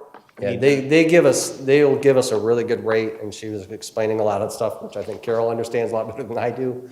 Comes down to the finance part of it, but they finance, and there's different probably options help us with available. that. A bank. Yeah. It's worth looking into. Yeah, absolutely. Carol, do you remember what the imputed interest rate was? We have an interest rate that the rates change twice a year, and we aren't quite at the spot where they were going to change. So she didn't have a definite interest rate, and I don't remember what her sample rate was. So the 223 annual payment was based on something, It's based on the current rate. current rate. Yeah. But I don't know what it is. But we don't know what that's that gonna be. percentage is. Okay. Everything changed, and that's another thing about this program, is saying, wow, Chief, you're buying a lot of stuff here. Well, we're buying a lot of stuff, but we're locking the prices in on this at the 2025 prices. They're also buying, she said they're buying down the rate, so it's somewhat of a Yeah, subsidized type of rate. they will buy down the rate. Yeah. So that's, Why don't they this just buying lower these the price? pieces of lower the equipment now price? buys it at this rate. Their prices go up twice a year. She is forthwith, our salesperson. She's actually a township resident. She's very forthwith. She's like, we're a company. We want to make money. We need to keep the stockholders happy. Their rates, they have 2 cost increases typically a year, and they're pretty significant. You're talking about the cost of the product. The cost of the product, correct, yep. And then the interest rate obviously changes with market and how much they want to buy it down through a subsidy. Right. You know, those are management decisions as Stryker. Oh, sorry, Supervisor, can I interrupt you? Another plus to the community as a whole is they do an AED promotion. So say you have a local church, a local factory, if they buy a Stryker AED, it's a 40 to 50% discount on that AED. So it's a great bonus to us. I want to see AEDs in every building in the township, quite frankly. They're lifesavers. We just had that happen across the street at a factory. Someone was just saved because there was an AED in the building. So Yeah, they save lives. That's a huge community benefit for us right there. So that goes hand in hand with this program. These are just our service maintenance agreements. We have our Ehlers that manage our HVAC. We have Apollo. Sorry, that's a typo. It's McQueen Fire Equipment now. Bought Apollo last year. They actually were just out last week and serviced our air packs. This is something we have to have per our regulations to keep up with our safety and make sure, because a self-contained breathing apparatus is a life support device, so therefore it needs to be monitored. Emergency management, we have our command post, which is right up here, that the police department and us are working on. All the mechanical updates have been made. We are in progress. The biggest thing we have to do is look at the exhaust system on it. So we're actually going to start the nuts and bolts of getting down and figure out how to lay it out as a command post here soon, the chief and myself. The live thing kind of put that on the back burner for us and took a lot of our time. The last thing on this slide is a huge increase from 25 to 26. You might not all know this, but the emergency manager, my department, pays for the crossing guards at the local schools. And that's going up from 13.5 to 28.9. So he just gave us that. How come? They contracted it out Yeah. Wow, at a higher price. at a higher price. I guess they didn't. Where are there crossing guards in our Sheldon town? Road. Oh, Sheldon? Yeah. And from what I understand, this is just kind of like, chief, this comes out of your budget. I don't have a lot of control over it. There was It's a judge ruling. Said back in 1981 or something. Exactly. Really? Said that townships must pay it. That's right. Okay, so that's one unforeseen circumstance that we have to pay for. Hopefully, next year it doesn't go up another 13,000, but we don't have a lot of choice in negotiating power in this. Lastly, this is something we need to have on our radar. Future capital purchases. The top is a fire engine. You're talking $750,000 to $1 million to replace. We need to replace our 25-year-old engine that was new when I started. It's definitely been a trooper. It's really served its time with us, but it needs to go down the road, no pun intended. We would then move the 15-year-old engine that we purchased from the city of Plymouth a number of years ago to the reserve status, and that would be our backup pumper that would be put into service whenever another vehicle's out of service. You're looking at a lead time probably optimistically 2 years is very optimistic on an engine, to probably 4 years to get a fire engine right now because of the build times. Same thing with the ambulance, looking at $350,000 for the ambulance. One slight cost savings we will have will be the cost of the power load and the cot, because we'll just take that from one of the other ones and retro it with the previous purchase we were talking about. That'll be placed in service in the new vehicle. And that's looking at about a 2-year window right now to get an ambulance, 2 years from the day you order it. And you're looking roughly $350,000. The final piece of the puzzle here is the kitchen at Station 3. It needs to be replaced. It's quite dated. We've done a lot of little things over the years, like new tile floors and stuff like that, but the cabinets are falling apart. Literally just the doors are falling off, the drawer fronts are falling off. We fixed it many times. The appliances have been replaced numerous times. It's something that we really need to be looking at doing here soon. And that's pretty much all I have. Any further questions?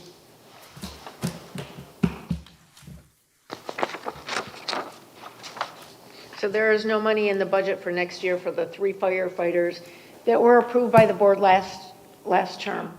They were never approved by the board. Pardon? It was a best efforts in the labor contract. It was in the contract. It was never approved by the board. Best effort.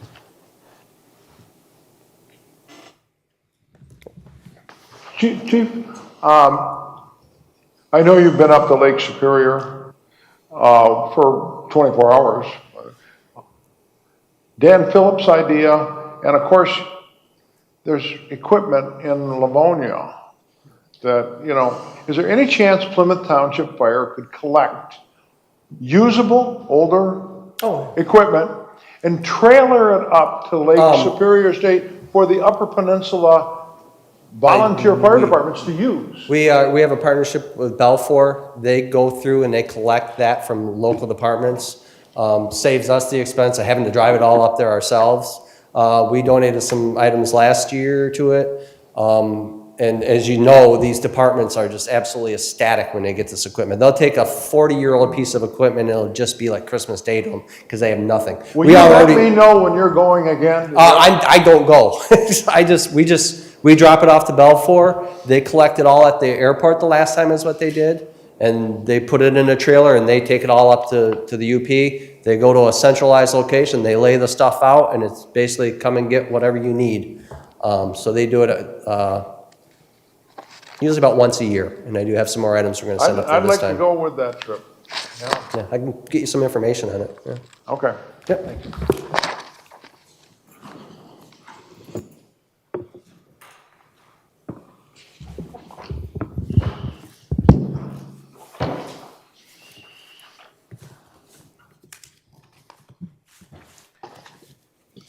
It's either last but not least or the best for last, so one of the two. First of all, it's an honor to be here today. It's an honor to be your police chief. As always, in presentations for the Plymouth Township Police Department, I start with our core values, and that always starts with integrity, professionalism, and community service. And that's what we're built on. That's the cornerstones. If you come to any of our promotional or hiring processes, you will hear that every single time.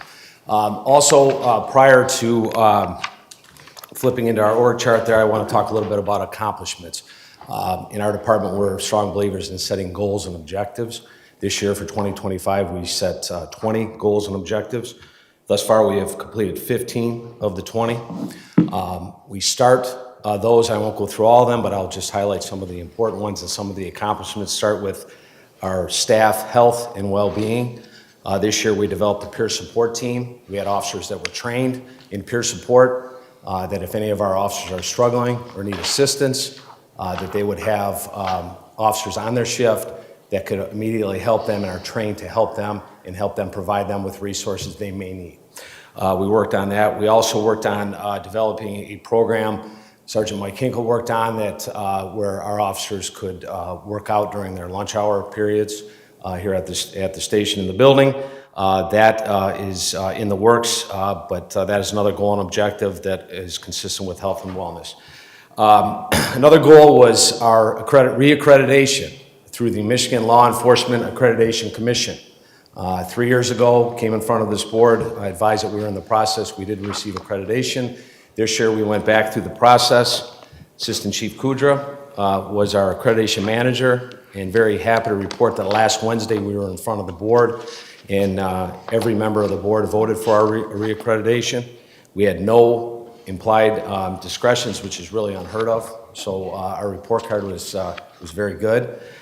In particular, the board commented on the robust community outreach and community services that we provide being out in the community, and they identified those and highlighted those. Also this year, unexpectedly, earlier in the year, we had the Live Golf outing that came in, and I couldn't be any more proud of our officers. In that event, we were shorthanded for a majority of the year, and our officers, every single police officer at our department worked that event for 3 days, either on the road patrol or at the event. We had no sick calls. We had none of our officers not show up for their shifts, and we were able to do that and provide a safe and secure environment for over 40,000 people that came into our community, as well as many of our residents that I ran into when I was out there. Our org chart. Happy to report that as of Monday, and I appreciate the board members that were able to make it to our promotional ceremony, for Officer Khalid Hamawi. He is our 33rd police officer. We have hired 5 new police officers this year, so recruitment and retention are top priorities for us.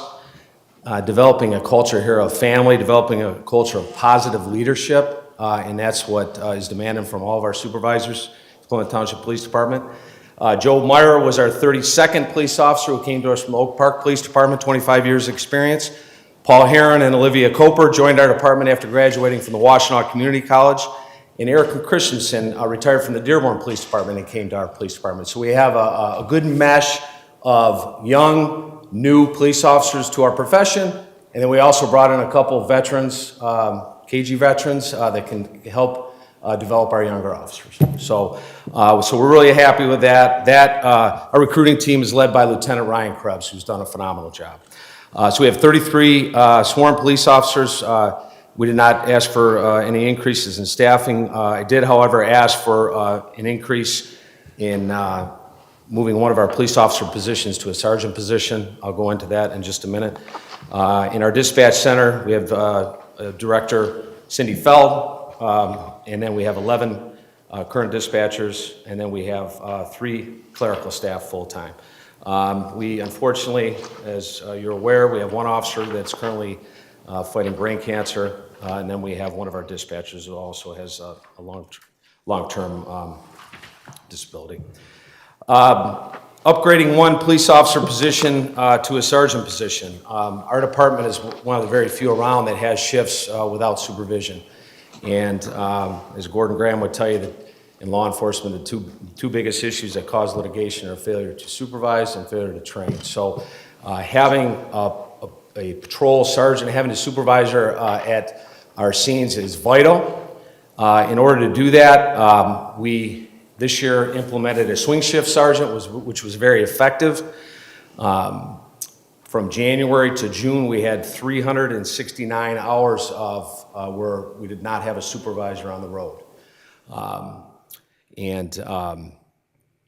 During that same period of time, we promoted Sergeant Tom Champagne in March, and we were able to cover 129 of those hours. That data is just until June, but anytime one of our sergeants takes a vacation day, or has a training day or a sick day, we don't have a supervisor to fill that void. So it's very vital.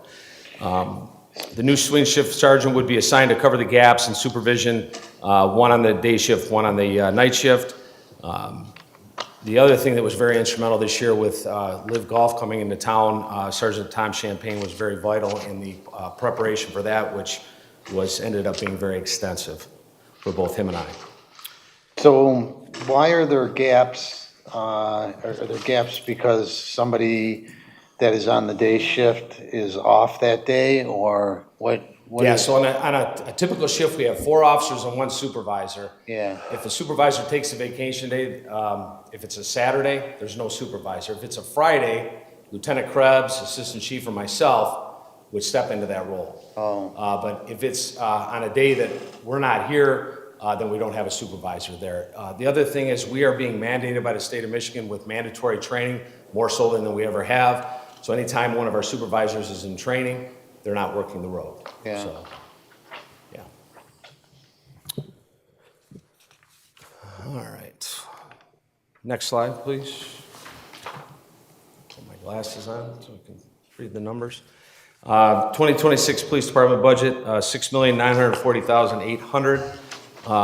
As you can see from the pie charts, and I know we've already been through a lot of these numbers. I'll move quickly. 55% wages and salaries, retirement benefits 21, insurance 13, 89.23%. So just over 89% of that is people costs.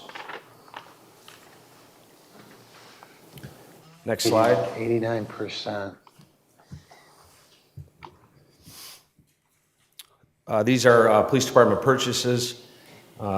Dig a little deeper into the weeds. The request that we had was for 4 Interceptor patrol vehicles, flock license plate reader lease agreement, patrol shotguns 5, department issued sidearms 5, and then a spectrometer TrueNarc Delta. And just to give a little explanation on that, it's an expensive item, but a safety item. Many departments around our area have those. It's a device that can test over 1,200 different type of substances, of narcotics. The tester tests through the packaging material.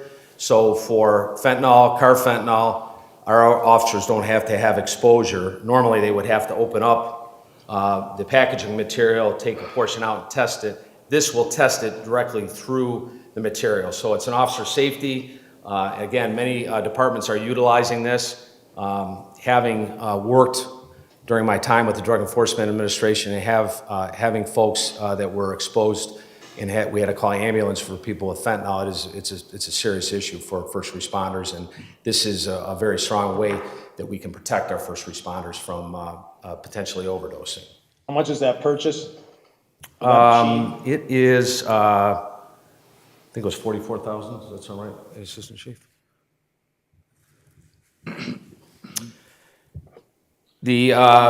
Those were forfeiture purchases, general fund purchases. We have ballistic plate carriers for our Detective Bureau officers. That would be 4.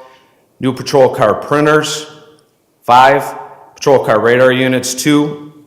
First aid kits for Stop the Bleed for our patrol cars, 12 of those. And collapsible dog catching poles, 12 of those. We've had a significant number of dogs, or of unfortunately officers who have been bit by dogs, so we felt that was important again for the officers' protection.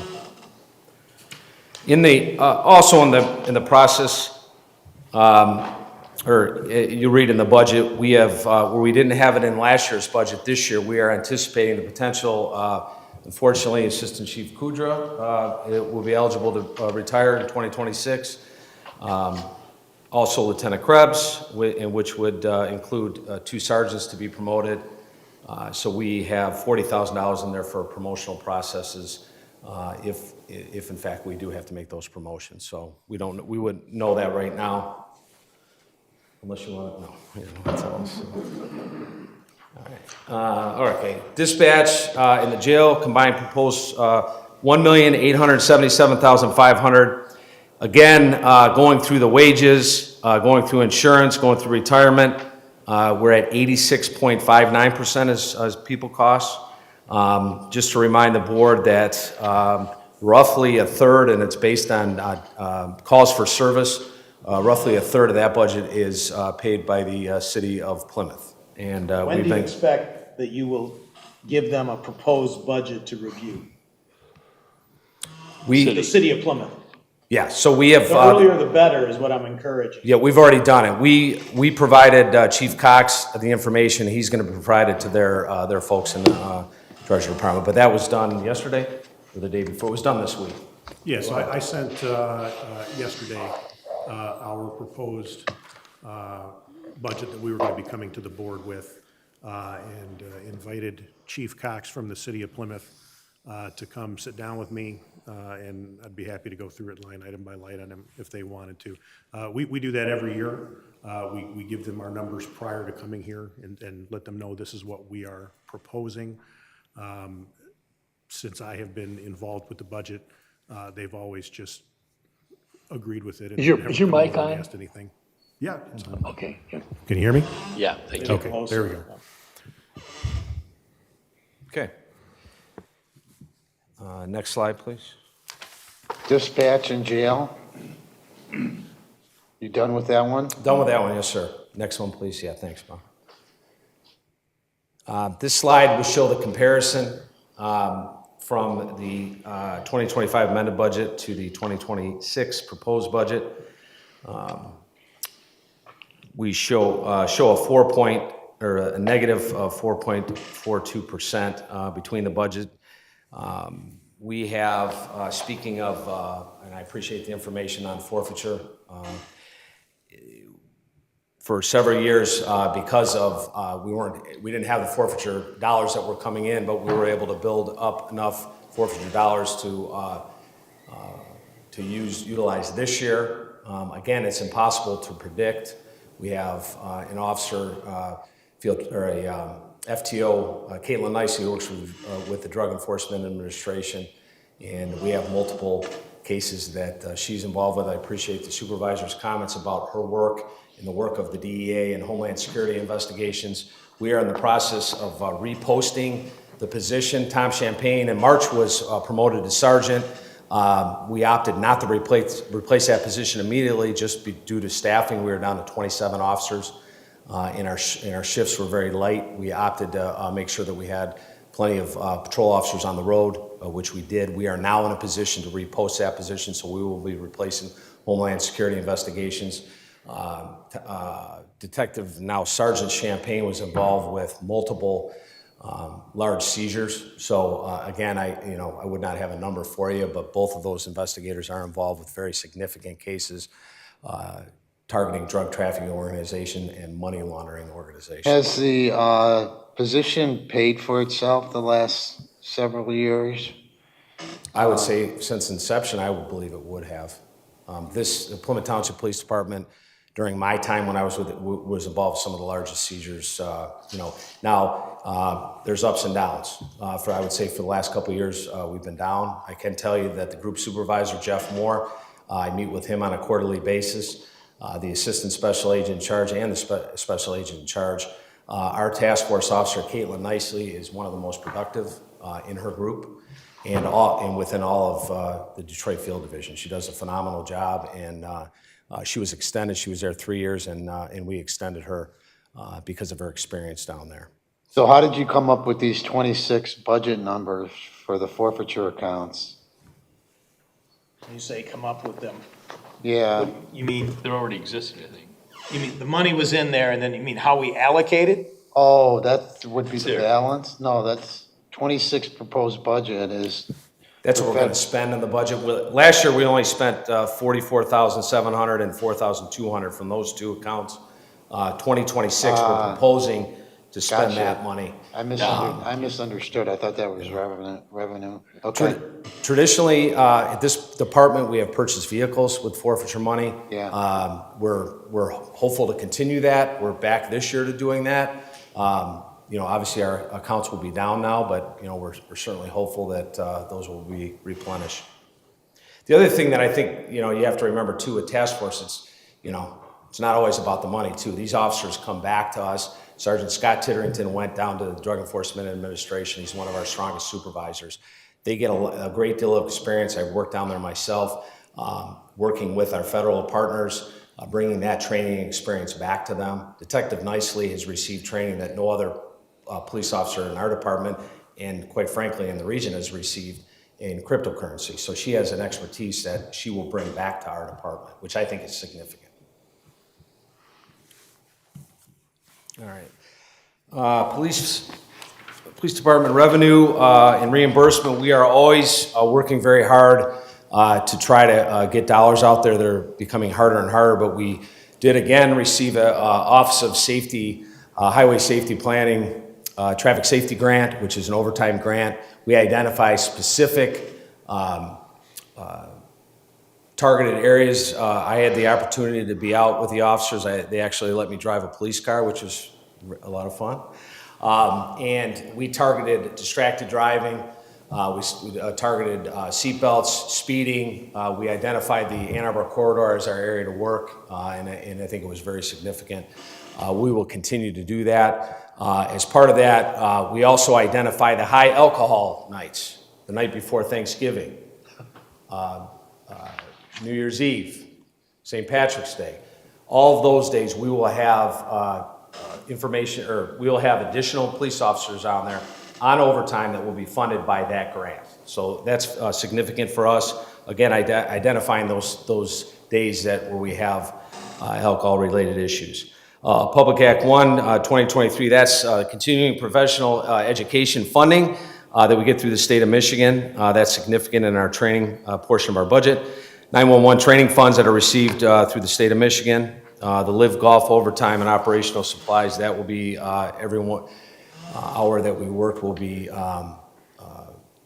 reimbursed. We had a meeting earlier today on that, and we're finalizing the numbers. We were over what our estimate was because of the Live Golf and Outlier asked for additional resources, which we provided, and we're fully expecting them to pay us for those.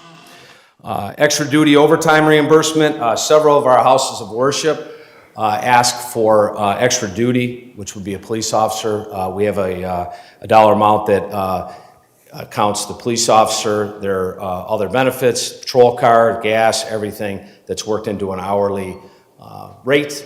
We post overtime. The officers will work the details, particularly in our houses of worship, sometimes on businesses if they're having an issue with an ex-employee, something like that. They may also request that. So we can't always fill them, and we post the overtime. If officers sign up for the overtime, we have them filled. The majority of the time we do have them filled. Task force officer reimbursement, we have a vested position, so there's a set amount of overtime per year. We get a monthly report that we file with the Drug Enforcement Administration, and they reimburse us for overtime on drug-related cases and investigations. In the Bureau of Justice Programs, ballistic vest reimbursement, we get a portion of every vest that we purchase that comes through that grant. Next slide, please, Ron. Current community outreach, again, through our MLEAC and the commission, they felt that these outreach programs were significant and commented to that. We do Coffee with a Cop on a quarterly basis. Our Homeland Security Investigations detective does a senior fraud and exploitation program, and we have that for our local seniors. We've also had that at Bradbury. We've had it at Our Lady Good Counsel and some other locations that have asked us. Run, Hide, Fight Active Assailant Program. That's a program that we offer free of charge for local businesses. Adient was one of the companies that utilize our services on that. And it's not only advantageous for the business or for the house of worship, but we teach Run, Hide, Fight. And for our officers to be out there and teach these either churchgoers or employees of businesses what it's going to look like for a response to the police is very significant. So we've had a lot of good success with that. Our Houses of Worship Committee, we meet biannually in this room. We invite every single house of worship in the township to come, and we talk about, we have Homeland Security investigation. Jeff Bobbin comes in and she talks about different grants that churches and houses of worship can get.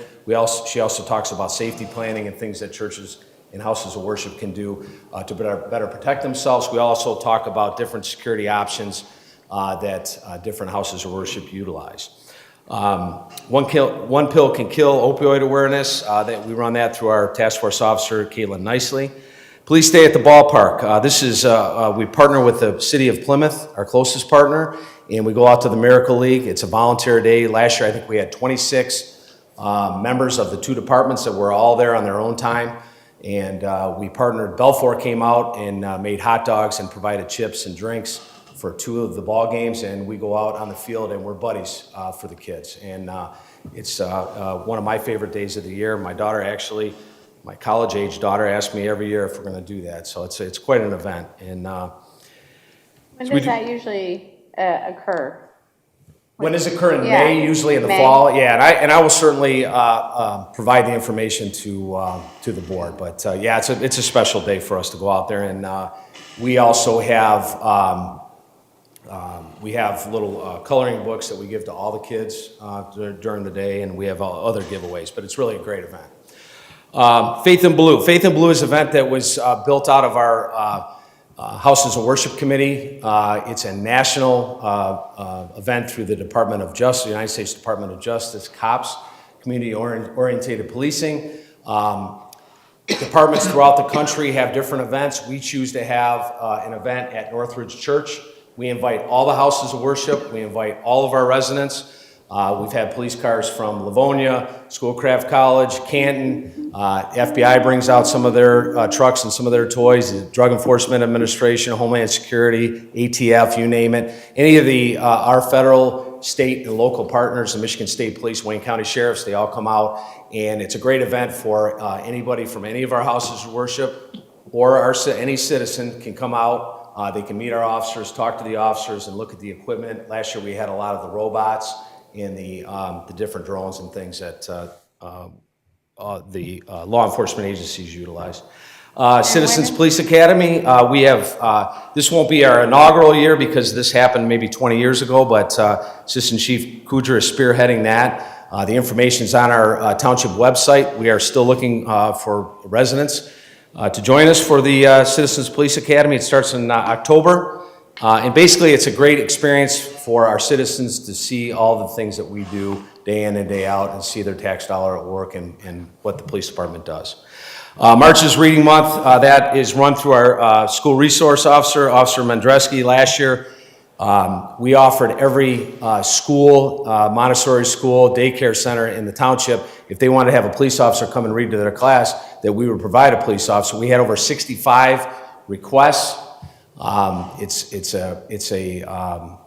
it a big lift? It's a little bit of a big lift, but I'm going to tell you, the officers raise their hand and volunteer. I think I did 8 of them myself. Going out there and listen to, having the kids listen to you read a book. We have very specific books that we take out that are law enforcement related, and it's just a great experience. So, and then last year we also had a Shop with a Cop, which was a story I told the accreditation committee just really quick.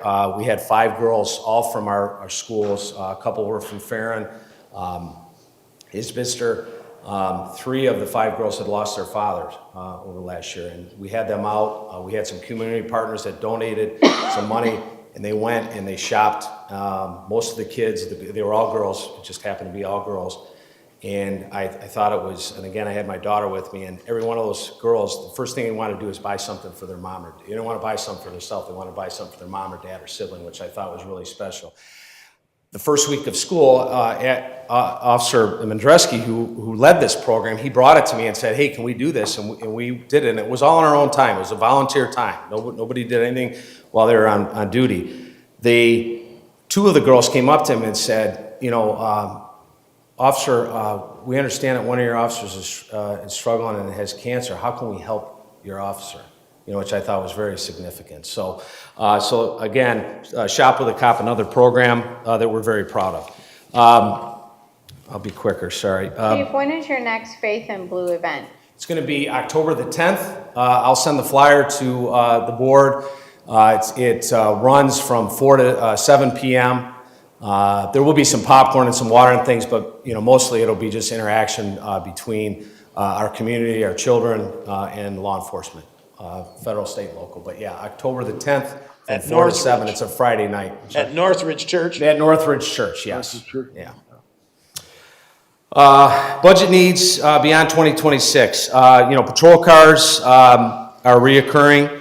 We have replacement of thermal imaging in 2027, replacement of 911 software 2027, replacement of booking camera, again, 2027, replacement of Detective Bureau vehicle. One of the vehicles will be up in 2028. The HVAC system, The township supervisor and I have had a lot of discussions about that, so it's working good right now. It's something that at some point is going to have to be replaced, or we're going to have to put some money into it. So that's of anything in our building, I think that's the one thing that concerns me. Canine program, we're one of the few departments around that don't have a canine program, so that is something that down the road. We also don't have a drone program.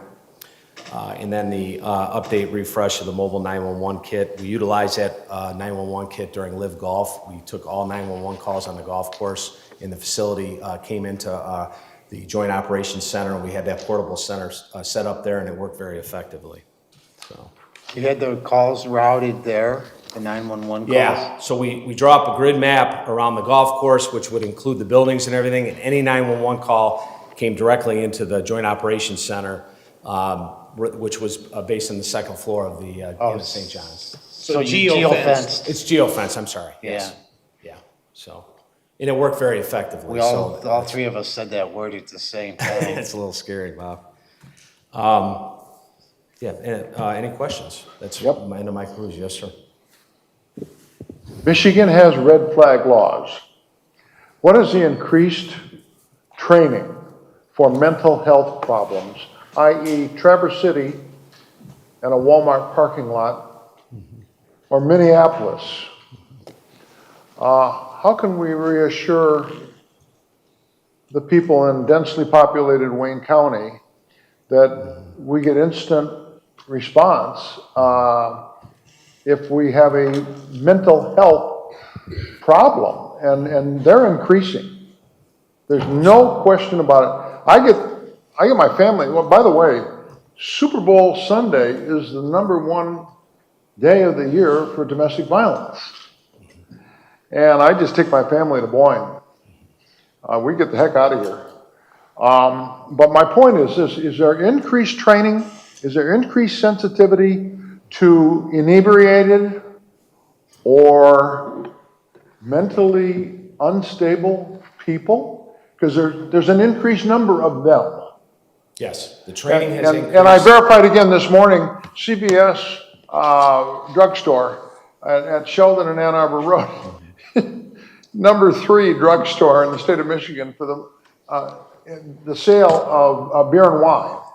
And they also have great theft from that CVS, and auto theft from the parking lot there at CVS. So I'm just, what are we doing about increased sensitivity for mental health problems and inebriated people under the influence? Our training has increased significantly. That was one of the questions. It's funny you should say that, John, is one of the questions that we had from the board was, why did you have such a significant decrease in use of force, okay, over 3 years? We had a consistent decrease. And as the assistant chief mentioned during the conference, is not only the training that we're doing at the police department, that we're doing at the state level, but we also believe very strongly that our police academies are spending much more time with the new recruits talking about de-escalation tactics.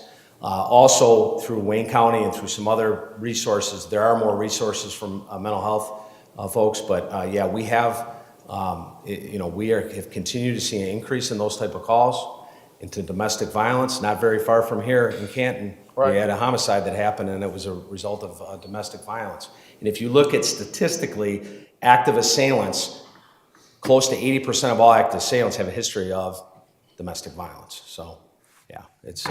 Well, and we happen to have two of the largest, most attended churches in Michigan, Northridge and OLGC. Yes. Yeah. So I'm just a little concerned. Absolutely. Yep. No, that's a good point. I've had, with the incident that occurred in Minnesota at the Catholic school, we've had multiple conversations and meetings with the leadership at Our Lady of Good Counsel in relation to their all-school masses. So we are assisting them with taking some security measures when it comes to that. So yeah, we are working with the city of Plymouth, the schools in the city of Plymouth. We're working closely with them on that issue as well. It is concerning, yes. Thank you. Question, is your department tracking on the 3 bills that were approved and moved out of the committee, they're heading to the Senate, on the use of force, no-knock home searches, and just further police reform. You guys tracking on those? Yes. Yeah, Yeah, okay. we will continue to monitor those as they come through. Are these bills reducing police power or increasing it? In other words, no knock is going to be further restricted or opened up? Yeah, what they're saying in MTA is that there's now gonna be, will require searches take place between 8 AM and 6 PM unless otherwise requested in the warrant application. I don't know how that differs from what you have in now in terms of your police policy. You can't do a night differs raid. greatly. If Yeah, you did this, 'cause- you couldn't do a night raid?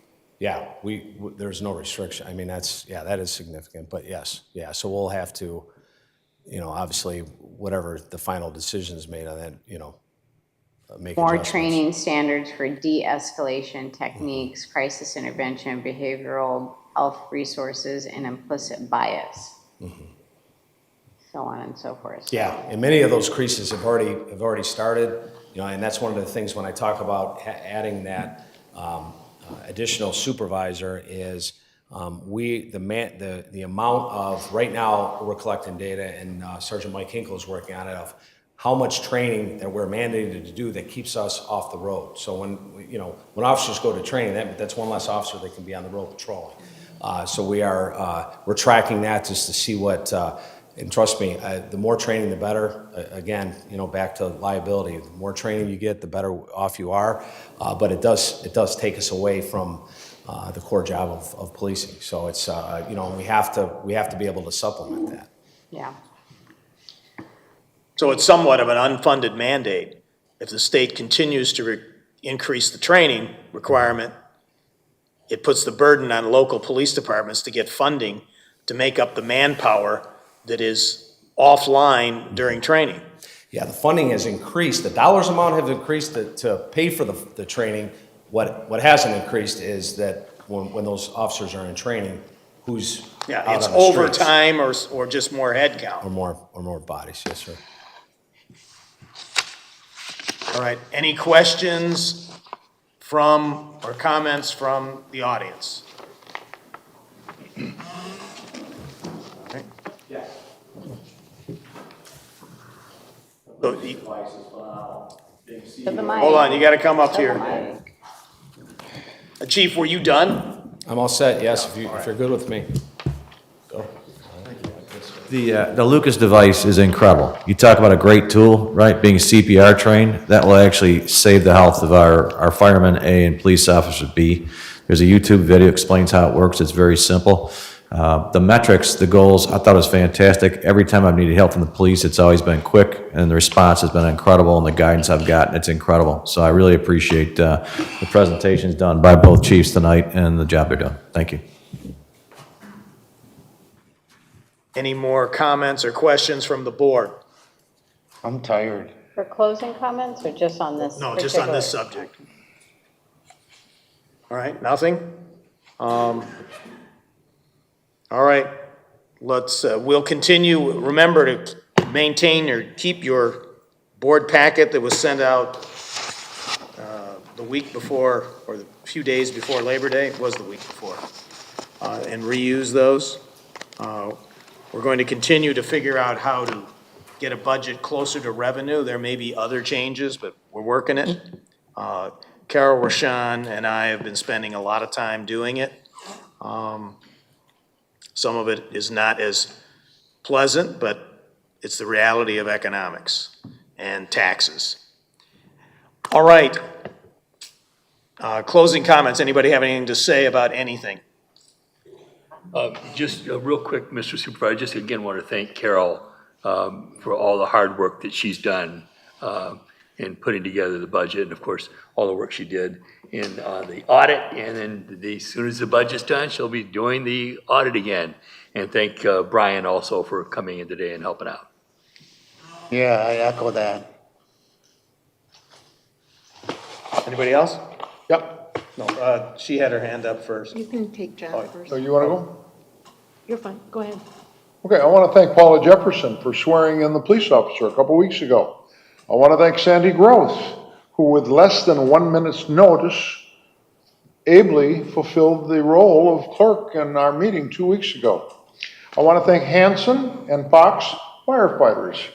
Real simple thing. They showed up at Fall Festival for pancakes in the morning and spaghetti in the afternoon, in uniform, stayed 45 minutes and left. That is just community outreach with your feet. I think I'm giving a compliment to the chief, but I was an old, longtime friend of Dr. Ronald Jones, psychologist for the police department years ago, decades ago. But some of the guys that you're choosing now, and especially yesterday morning, Kaylee Hamani, I mean, this guy is a together, real deal young man. So I want to thank you for that. And is it your personnel committee that decides who to hire? Yeah, we have a team that's built together, but we also have a lot of resources out there.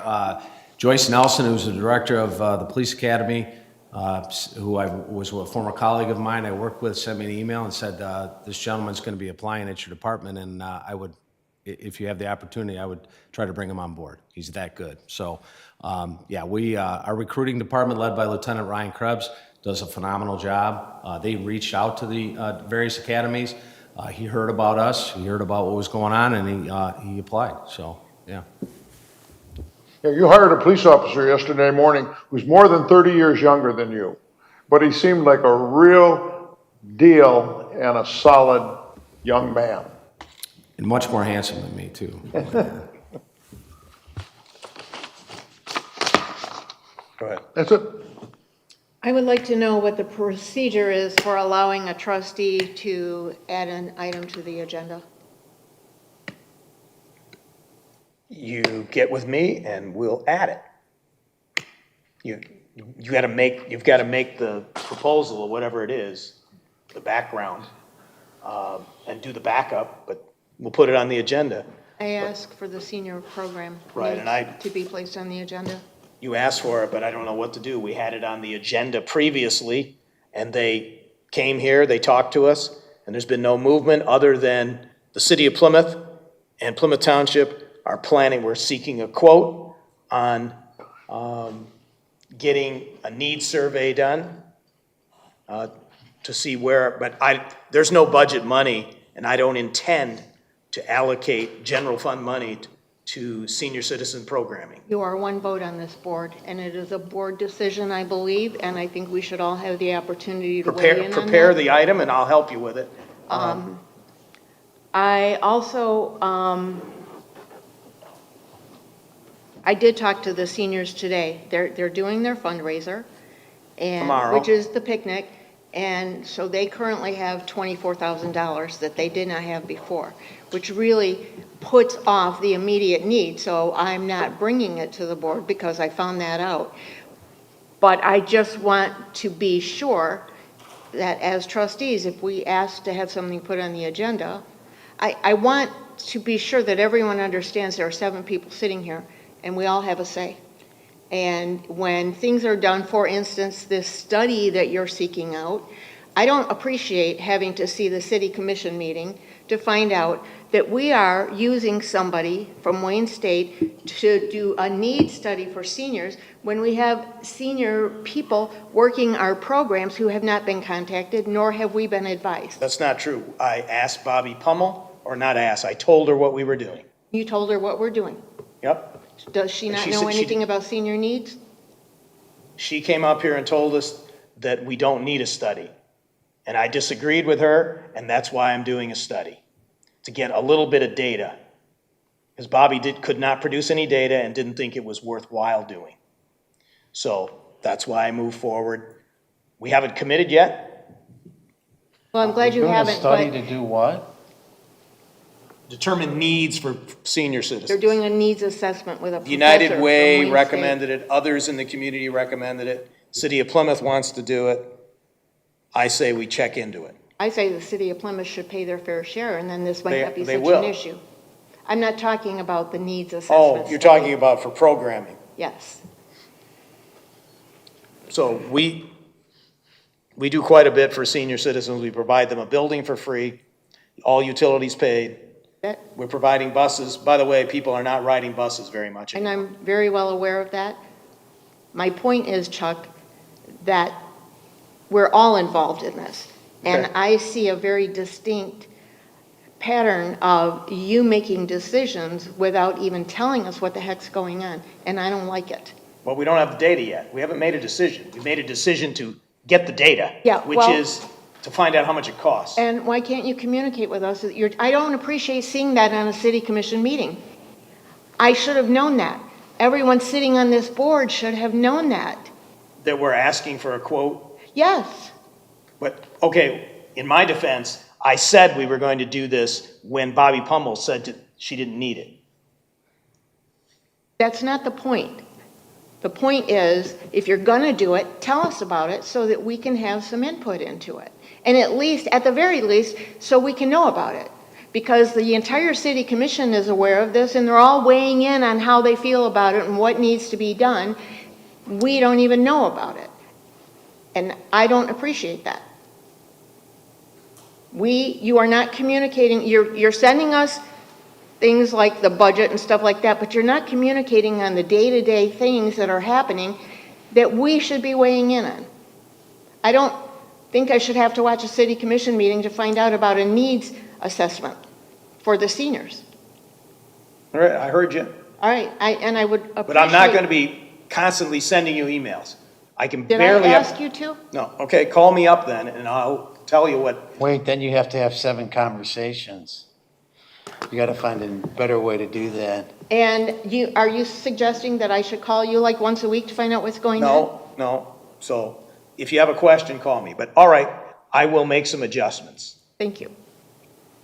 So for everybody's benefit, we're seeking a quote from a Wayne State University professor to do a needs study in Plymouth Township and Plymouth City to find out what is different about needs today, because we are doing in our senior program, some people think the same thing we did 30 years ago. So maybe that's why participation is declining. We're trying to understand it instead of guessing, or the answer that comes from people is, we don't need a needs survey, we already know what's needed, we're doing it. Needs relative to what, programming? Yeah, programming needs. Well, if you're I gonna, thought they just played bingo. That's the easy answer. well, it's not so common sense anymore because the participation rate is plunging. Especially because they're demanding money on top of it. But can You I say they're just- demanding money. The board, we have board No, members that the want to senior. allocate money. The senior. That's not a Seniors are sin to asking. want to allocate money to a need. Well, we already are in the form of buildings and utilities and I'm well aware of that, but that's nothing compared to what other communities do. And I'm not asking us to do what the other communities do. I'm Okay. just saying, let the board members talk about it. well, we had that, we had it here. But we didn't make any decisions and we didn't talk about anything specific. That's because nobody brought any data. All they did was stand up there and tell That's us what they because were doing. They were here to do a presentation Yeah. on what they do, to Right. clarify that transportation is different from senior programs, to clarify that what Bobby does is different than Pi Day at the Friendship Station. That, to me, is very important because most people don't understand. They're different, totally different aspects of the senior programs. Yeah, there are some hypotheses that seniors today are not as interested in going somewhere and having pies or whatever. They want to do other more active things. But I don't know. I'm a senior. I wouldn't participate in senior stuff because that just isn't things that I do. Or expect your government to pay for it. Exactly. That's Okay, why we're can I give trying, my closing comments? that's why we're Since I trying to have find a better way. Yeah. And the only way to do that is to gather some information from people. What do you To also want? deliberate and communicate about it too, so I see both perspectives. I'm sorry, I didn't hear what you said. And I agree, we need to all be weighing in on this, deliberate and communicate about it, especially if another commission is doing the same thing and we don't know anything about it. Right.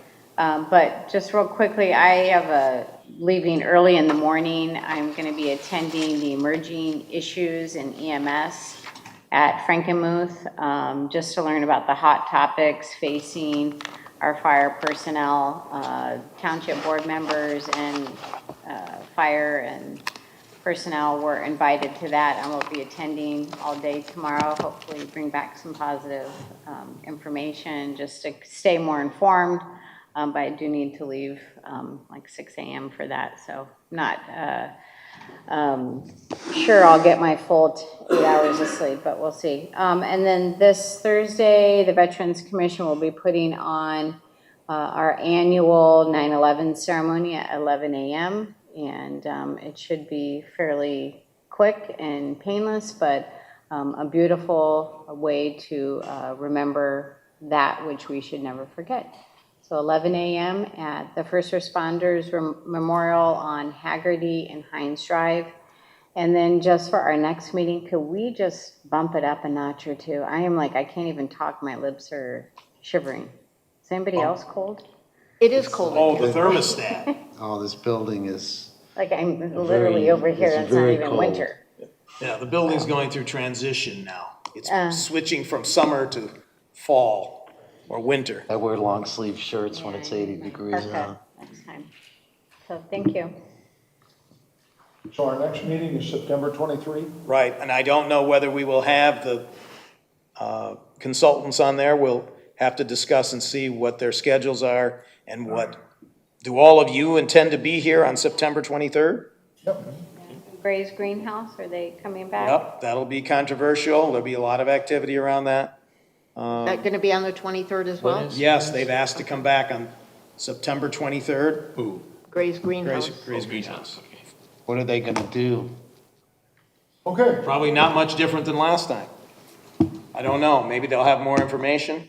The attorney, I've asked the attorney, I'll ask it again now, is what restrictions can we put? You don't have to answer now. This is part of September 23rd, is the concern is that the PUD obviously runs with the land. If this group fails or decides to sell, can we get this group that currently owns Gray's to sign a contract if they agree that if they decide to sell the land, the zoning reverts to what it is today, which is R2 apartments or whatever, or something. Didn't you already say we can't do that? Well, if they sign a contract, they might. What he said is we can't ask them to do that. They have to do it on their own. Well, we'll find out. You've got to do your homework, all right? Because that is one of the concerns. And by the way, we cannot dwell on their financial plans. That's not part of approving a PUD. So we have to be careful about that, trying to probe, because that's not one of the decision points on whether they're financially viable or have a business plan that will be successful. Not our business. It's a new day for the planning commission, and I wish you would tell them that I like to follow their recommendations. I don't like to always just think that you can kick it up to the board of trustees and roll the dice and get a different decision. Because I think the planning commission has some reasonable, sensible people who can figure things out and ask the right questions. So I like to follow the recommendation of the planning commission. And their job is different than ours. Okay. Motion to adjourn? All right, most of you will receive one of these in the mail this week, which was no cost to us from the state of Michigan. Eagle tell you that plastic bags are not allowed in the recycle bin, which gums up the machinery. They had to send out a postcard to tell people that? That was part of the Eagles trying to encourage compliance with recycling, because recycling seems to be waning in popularity. Yeah, it is. So Eagle is making an effort. So we participated in the program at no cost. This is the second one that went out. The first one went out with the description of what is allowed. That was about 3 months ago. I don't recall seeing Yeah, that. that's part of the problem, because most people think it's junk mail, throw it away or whatever, but Hopefully they'll we're recycle trying it. to improve recycling compliance.